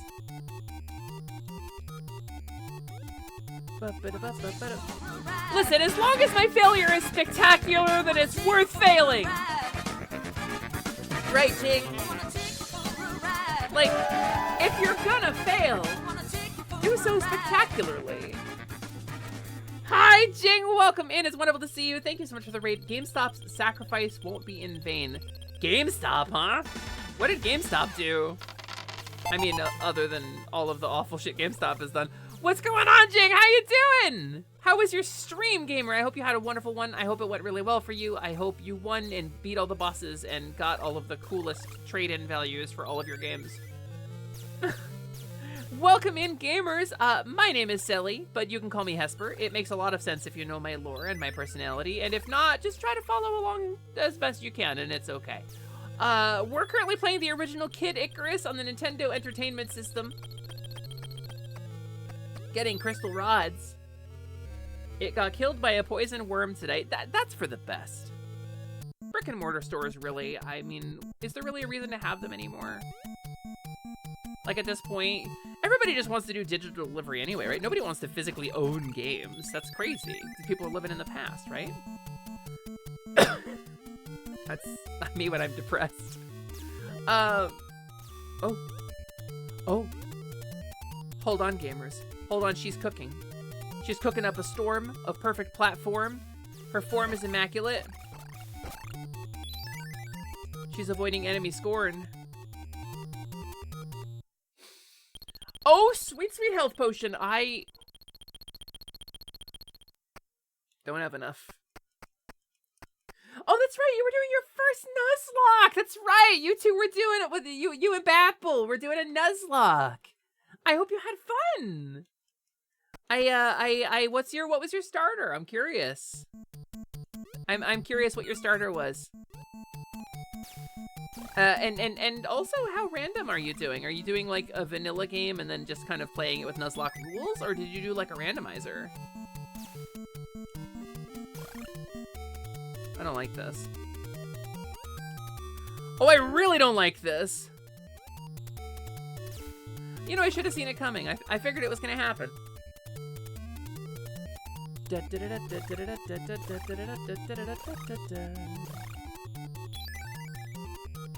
Okay, we inch a little bit this way. We flappo these guys. Oh, she's talented and skilled and good at videos game. She's graceful and has heart. She drops into the mummy mart. Nope, we're not fucking with it. We're genuinely not fucking with it right now with my health so low. I'm making a tactical withdrawal from the mummy mart. No, god damn it, no! Oh god, and they're in the graveyard, they should be dead! Oh my god, no.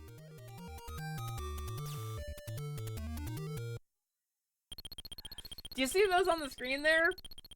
Do you see the second and third items in this list? Those are the items the Plutons just stole from me.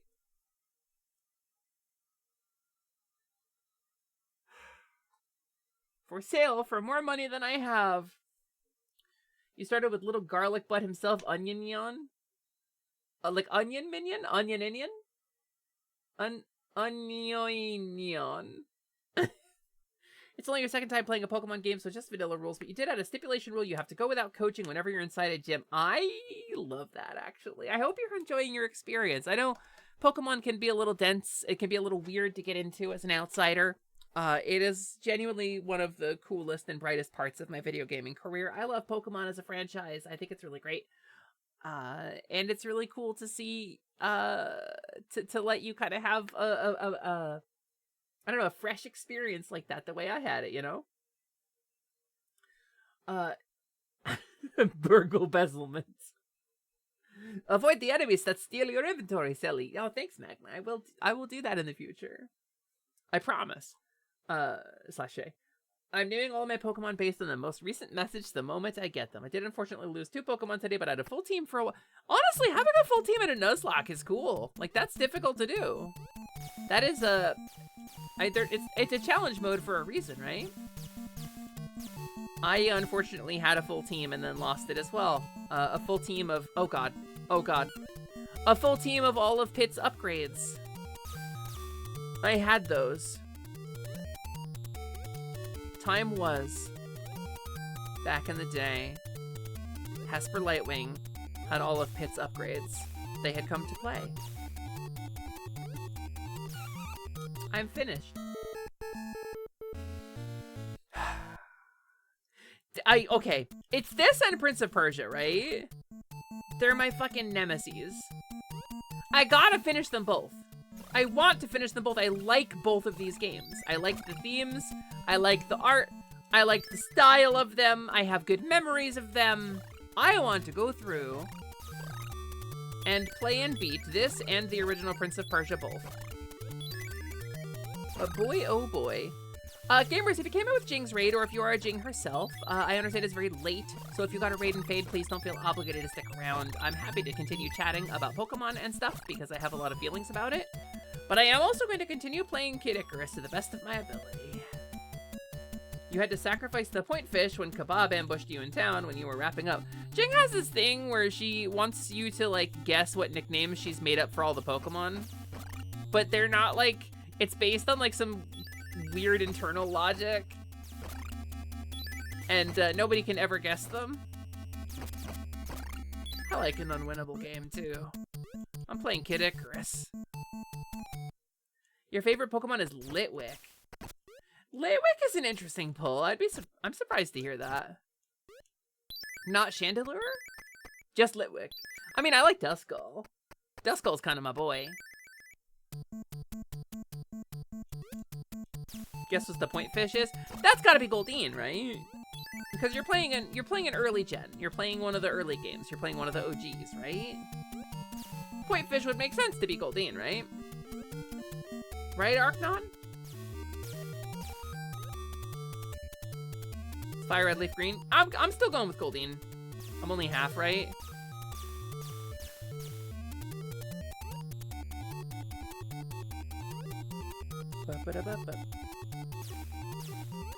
It's early game. So Magikarp? That's still not super early.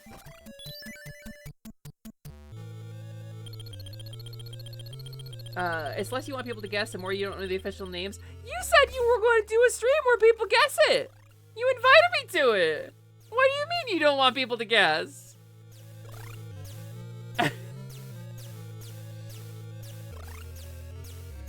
Can you endure this harsh training? Ow. I got hit in the head with a piece of drywall. You know what's my favorite part of Greek mythology?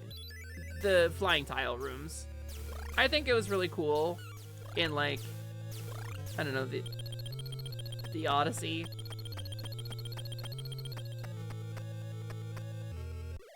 Well, Crystal Rod get.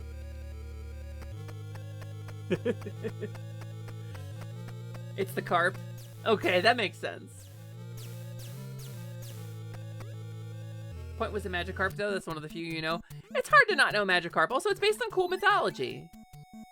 Like is it a koi fish who jumps up a waterfall and becomes a dragon? That's the mythology behind it. I think it's a koi, right?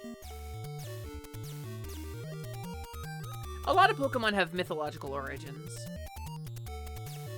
Well, I was really hoping for Wind and Waves to be, like, Greek-inspired, right? Because the mythology behind that would be really cool and close to my heart.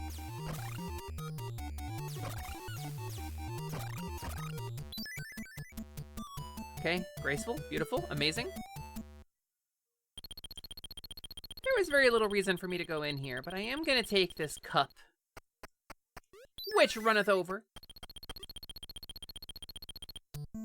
You think GameStop was a Rattata? That tracks.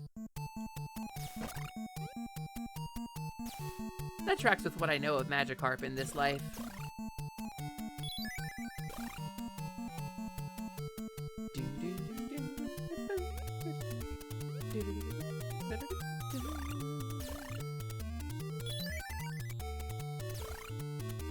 Alright, check this shit out, check this shit out. Oh, perfect. Oh, perfect. She's frame perfect and amazing. Everything she does is graceful and filled with love. Ugh, she should be a magical girl. Look at all that love she's got.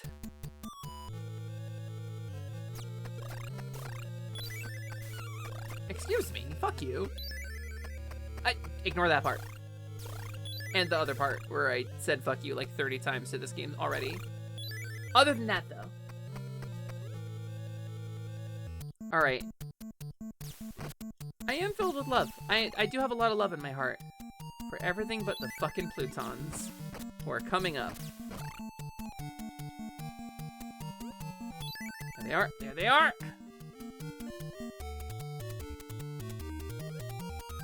Oh, you thought you were getting away with that, gamer. You thought.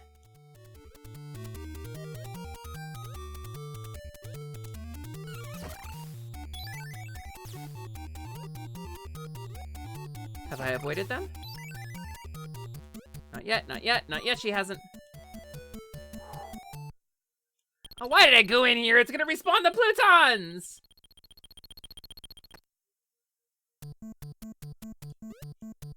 Or maybe just this guy. Great news, as per my Dradica fundraising drive went insanely well. Oh yeah? Did you know? For just pennies a day, you can get a starving musician, his very own murder droid. You're not gonna be able to use it unless you have a combat level or a master droid engineer, though. Did I make it out with all my items? Is that gonna be it for the Plutons? This is past where I died last time, right?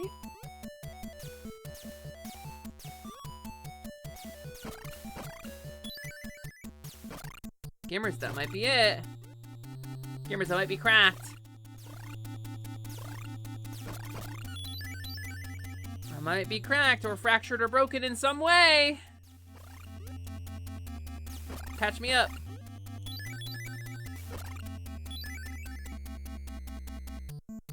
I'm like waiting for the false floor trick. This game is like a Kaizo game.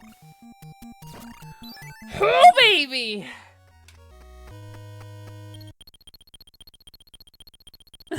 What are you talking about? No. What are you talking about? I didn't say anything. Alright, I don't think I have any hammers. I have 11 hammers. Look at these weird baseball guys. I don't love this. I don't love this anymore at all.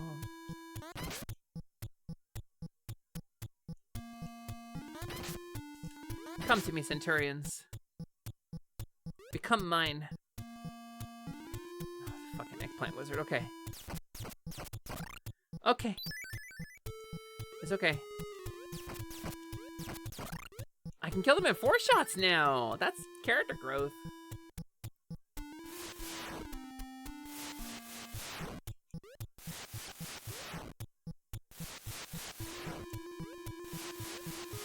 Woo!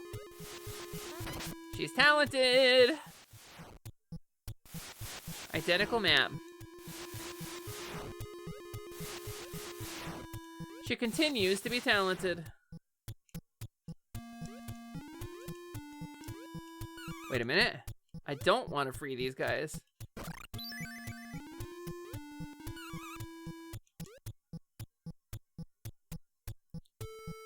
Alright, that's a little bullshitty, actually. That's a little bullshitty, actually.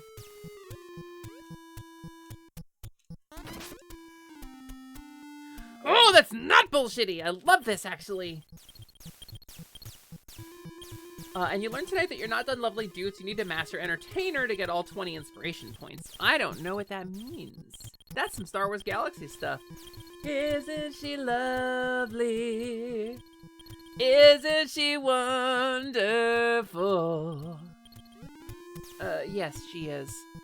And Stipendium does not miss. And Stipendium did a song today. Or yesterday. Nope. That wasn't a good thing at all to have happened.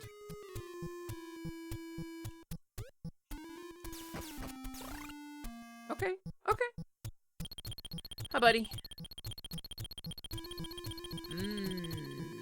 Do we want the map? Yeah, we get the map, I think.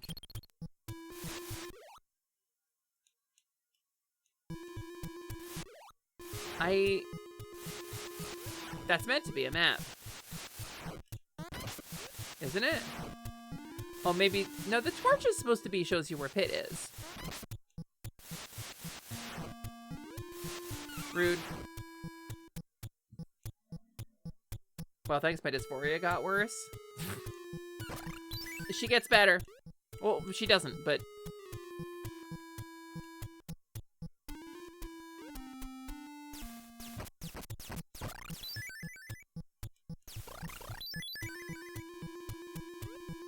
Hey, Eggplant Wizard! They could have called him the Aubergine. But they called him the Eggplant Wizard, and I appreciate that about them. I don't think I can go this way.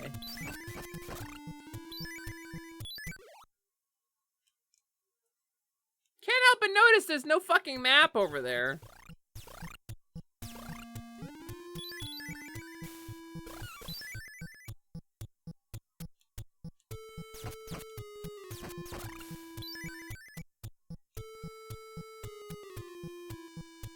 You need a check sheet. That's your map. What the fuck is the pencil for? I don't love that. Oh my god, the check sheet is that other item. I don't love it. I don't love it. I don't love it.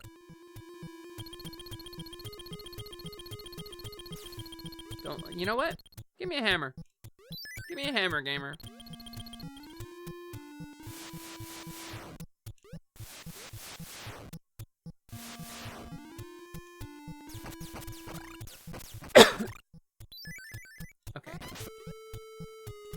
Then.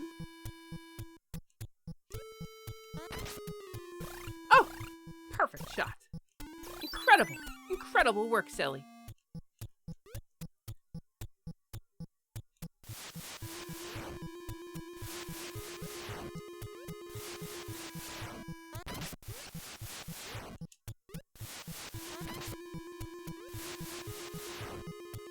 You know what? I'll take it. Imagine having to live daily life in a fortress like this with all the traps you have to get past, like to get around. Every Bowser castle. Every Bowser's castle. Wait, I was going left here.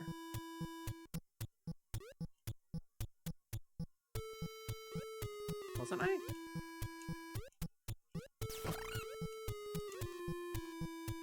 Boop, boop, boop, boop.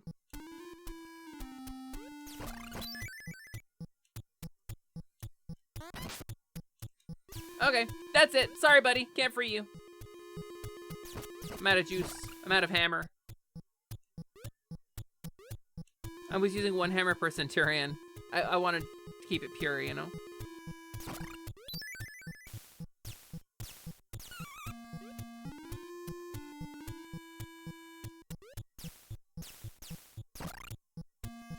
Okay, okay. This way? Maybe this way? What if it was this way?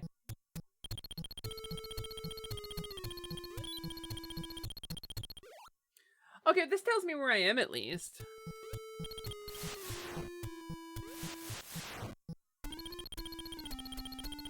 Wait.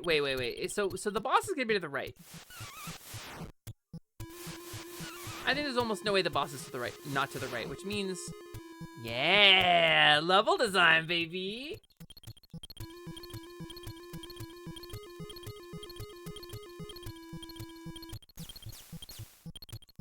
Okay. Nope. I don't think there's anything worth getting over there.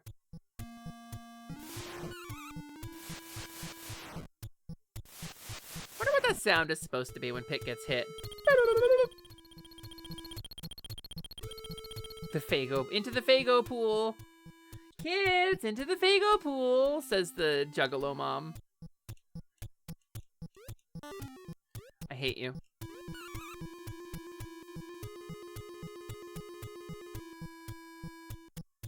Good news, everyone. I don't know where the hospital is.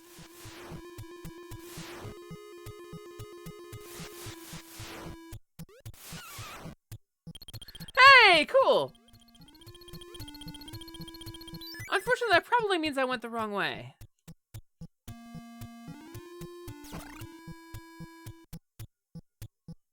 I mean, this feels alright.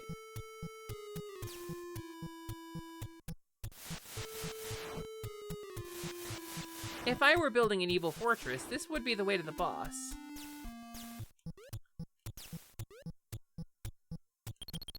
No, you're not a boss. Get out of here.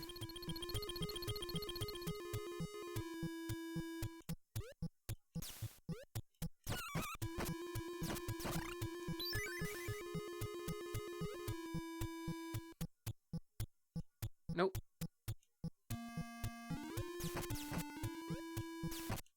Do you think I need to go to the left here? Probably, right?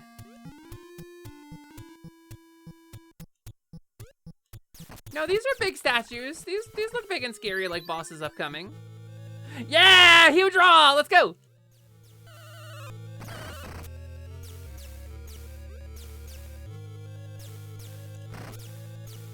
He's got a lot of blood in him. So the Centurions are cool because they, like, shoot their arrows further than mine, I guess?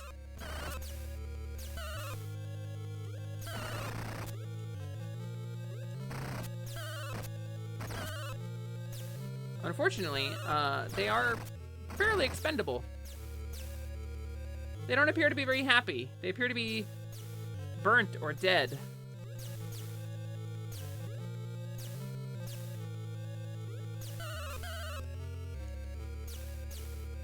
Do you think Hugh Draw splits into multiples or has, like, extra heads in this?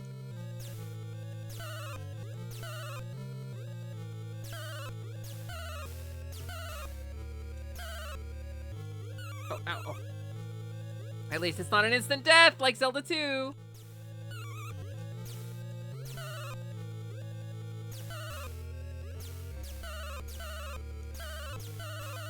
$94 health.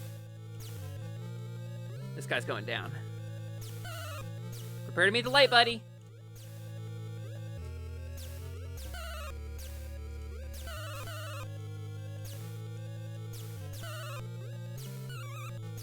I'm getting careless.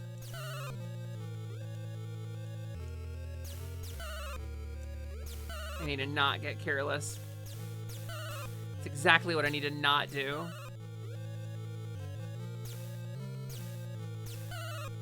Ah. My name is Hesper Lightwing, and I like video game when it old.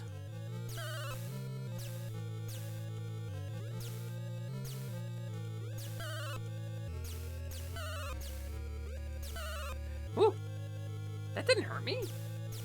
Surfer tick. Must be.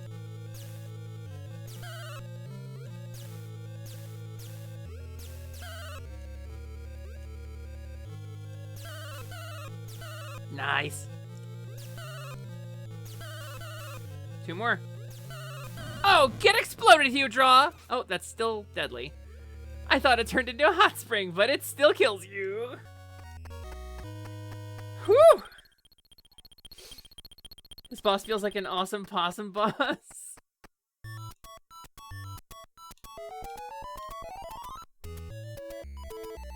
Da da da da da da da da da da da da da da da banana. Skyworld! Thank you for the stretch break. Oh, Arthas? Or Bolvar? Or someone else that I haven't met yet. Probably could have been Sylvanas, actually.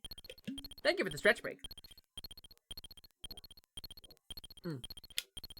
Crystal Rod active, baby! Oh, stretching. Hello, Luna. Welcome in. It's nice to see you. Thanks for checking in. I hope you're doing really well. We're playing the original Kickarus today because the Game Grumps put it down, so I picked it up. Just like always, I play other, more successful creators' sloppy seconds. Welcome to Hesper Lightwing. Ba-ba-da-ba-ba-da. Skyworld's so cool. Look at these weird little eye guys. Why is the Centurion fighting me? I don't know. Because they're a little stupid. I fucking died. That's a happer. That's a Damskus. Hi, Damskus. Memorize those sacred words for me, buddy, okay? We're in the penultimate stage of Kid Icarus. But Noelle! Jumping to my death doesn't make me stupid. It makes me bad at the video game. I'm very intelligent while being bad at the video game. First, she stole the fairy spell from Zalia, and now she's stealing the Grump's lost ambition. Honestly, I want to see them finish this. You can't tell me that Dan Avidan was not having a good time with it. And, like, they talk a little bit about it, right? How this is, like, kind of a forgotten Nintendo property that very much could have had the same kind of mascot-level treatment that things like Mario did. But for whatever reason, Kid Icarus was mostly forgotten. Like, it got, like, a really heartfelt revival at one point. You know, because Sakurai was like, hey, this is a pretty cool version of the character we made for Smash. Maybe there's some potential. Maybe there's life in this. And then that remake did poorly because of the janky, weird control scheme that I quite liked, but I happen to think that control scheme is why we got Splatoon. Fully and truly, I think that control scheme was, like, the pioneer for things like Splatoon, but whatever, people don't know about it. That's a Pluton. That's one of the motherfucking Plutons. That's a Pluton fly. I saw a reference to the Pluton flies in... Don't make that stupid little smug smile at me. Yeah, right. I saw a reference to it in the thing I was reading. I didn't know what a Pluton fly was. Arcanic, yeah, so the other one broke. So we're playing this one instead. And I'm, doing great. I've had most of my items stolen. Can you endure this harsh training? Come on, give me harsh training. Nope. They fly now.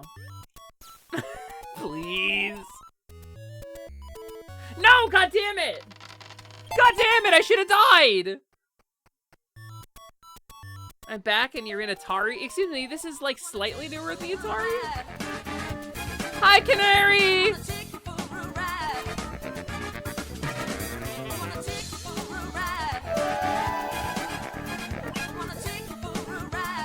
God damn it! Canary, I fucked up! I did too good. And now I lost my items because I did too good at videos game. It's okay, the final level you get the 3 sacred treasures anyway. I hope your stream went really well. I hope your stream went really well. I hope you had a really good time. Thank you for the raid. You survived your project? What project are you working on, Canary? Is your animation project? What's the vibes? Tell me. Tell me. You have to tell me legally. Legally, if I ask you, you have to tell me, otherwise it's entrapment. Get out of here, you. You weird jerk. Your weirdly discordant music. Why is there so many Reapers in Skyworld? She asked. I'm just gonna go. I think just going is the right answer there.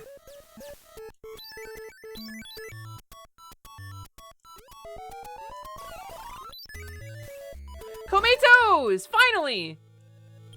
Okay, let's get an item back. It's going great. The Plutons haven't stolen anything important to me, any of my critical family heirlooms. They haven't taken anything that I desperately need to win the game. It's fine. It's going great. Thank you for asking. The animation is done. Sound and all? Really? Well, hell yeah. Are you posting it anywhere? Are you sharing somewhere?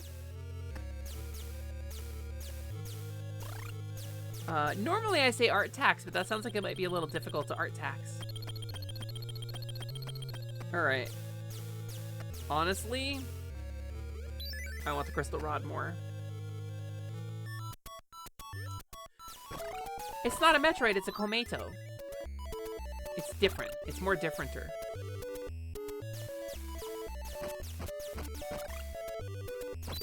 It's a more different droid. You posted it to Positivity. You can get a link if you want to try. I mean, we're going to check it out on Positivity. Gamers, go join the Positivity Discord. Go join the Positivity Discord so that you can go check out that cool animation by Canary. Canary, your stuff is so cool, honestly.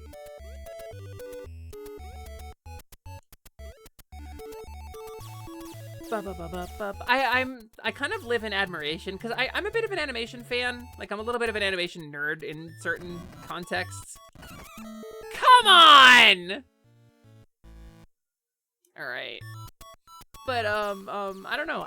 You're built different if you can do animation.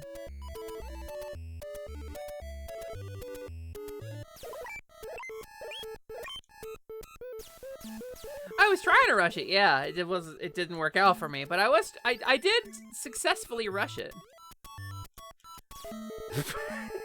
Gamers, it is like 1 in the morning. I feel like we're not even so close. This is stage 3, so we gotta do this and beat the final boss, and then we gotta go beat Medusa. So like, we're not even that close. I'm still on 1,000 calories for the day, by the way. I need more food at some point.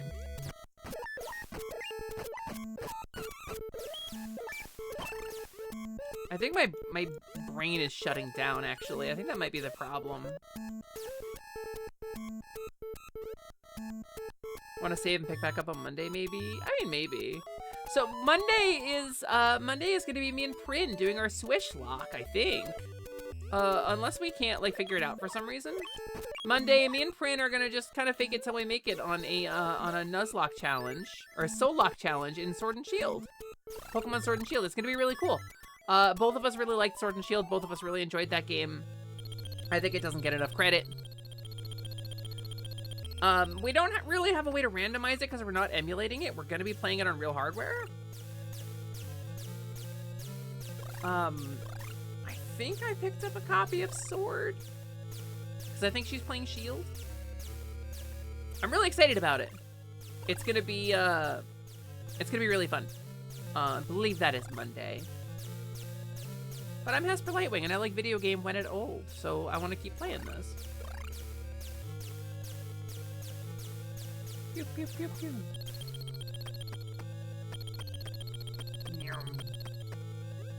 Yeah, I think we take the Crystal Rod.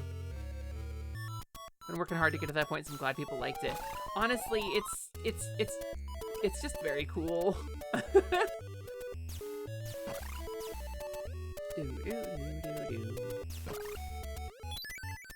All right.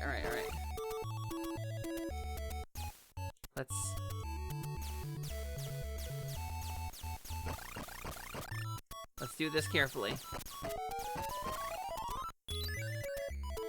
This guy ain't gonna sell me shit. I don't have any money.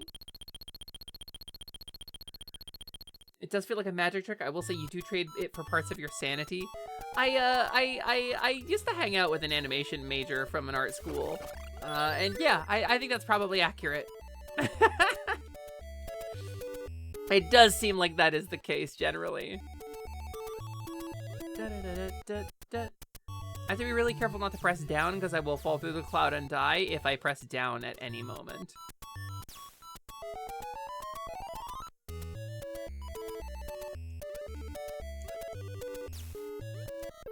I don't like that. Oh, the slowdown is real!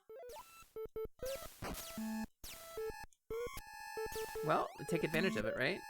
It's part of the game. It's part of the game. It's not cheating. It's part of the game. What are you? The sacred fluid platforms. Oh, these guys. Wow, they have a lot of blood in them. Wow, they have a lot of blood in them. Oh, I would have killed for a hot spring, though, gamer. I would have killed for a fucking hot spring.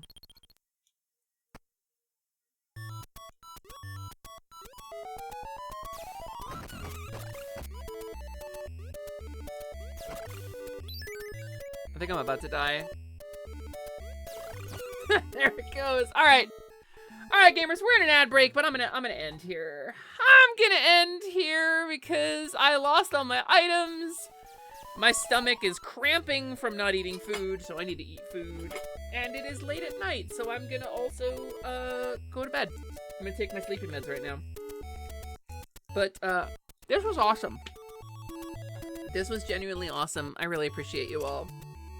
This was a much better way to close out today than the stream I had today. And by the way, let me ask, did my audio sound better? Did my mic audio sound better? I noticed it was kind of dropping in quality on a couple of streams. There's a couple of clips where like my mic sounded a little muffled, so I've changed positioning.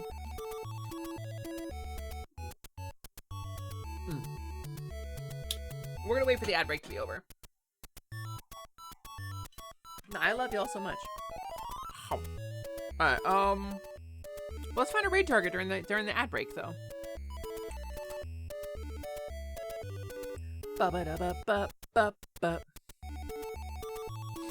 Da ba da ba ba ba. Gad, what chapter of Deltarune are you on? Oh, you're in chapter 5. No way. That's too many spoilers for people. Momo's doing art. Not many people up this late. Oh, Burger is doing Tales of Symphonia. That's interesting. Yeah, let's go to Burger. Burger is a good safe bet. And Tales of Symphonia is another fun video game that you like when old. I love y'all so much. So, raid helps if I can type Burner VT. Burger time! We're gonna do Burger time as our raid message, actually. I think that's really lovely. I think that's really wonderful. So here's a raid message for you if you have a sub. If you don't have a sub, decorate it with whatever emotes you want. Or the best raid message is always an authentic engagement with the streamer or their content. If you're willing to come out of raid for just a moment to drop this raid message, if you are still here and not McSnoozle into the tunes of me losing to Kickarus, then please by all means drop something nice in Burner's chat. Would mean the world to me. That said, Monday, Switch Lock with Prin, probably. Unless some weird thing comes up and happens and breaks our stride on that.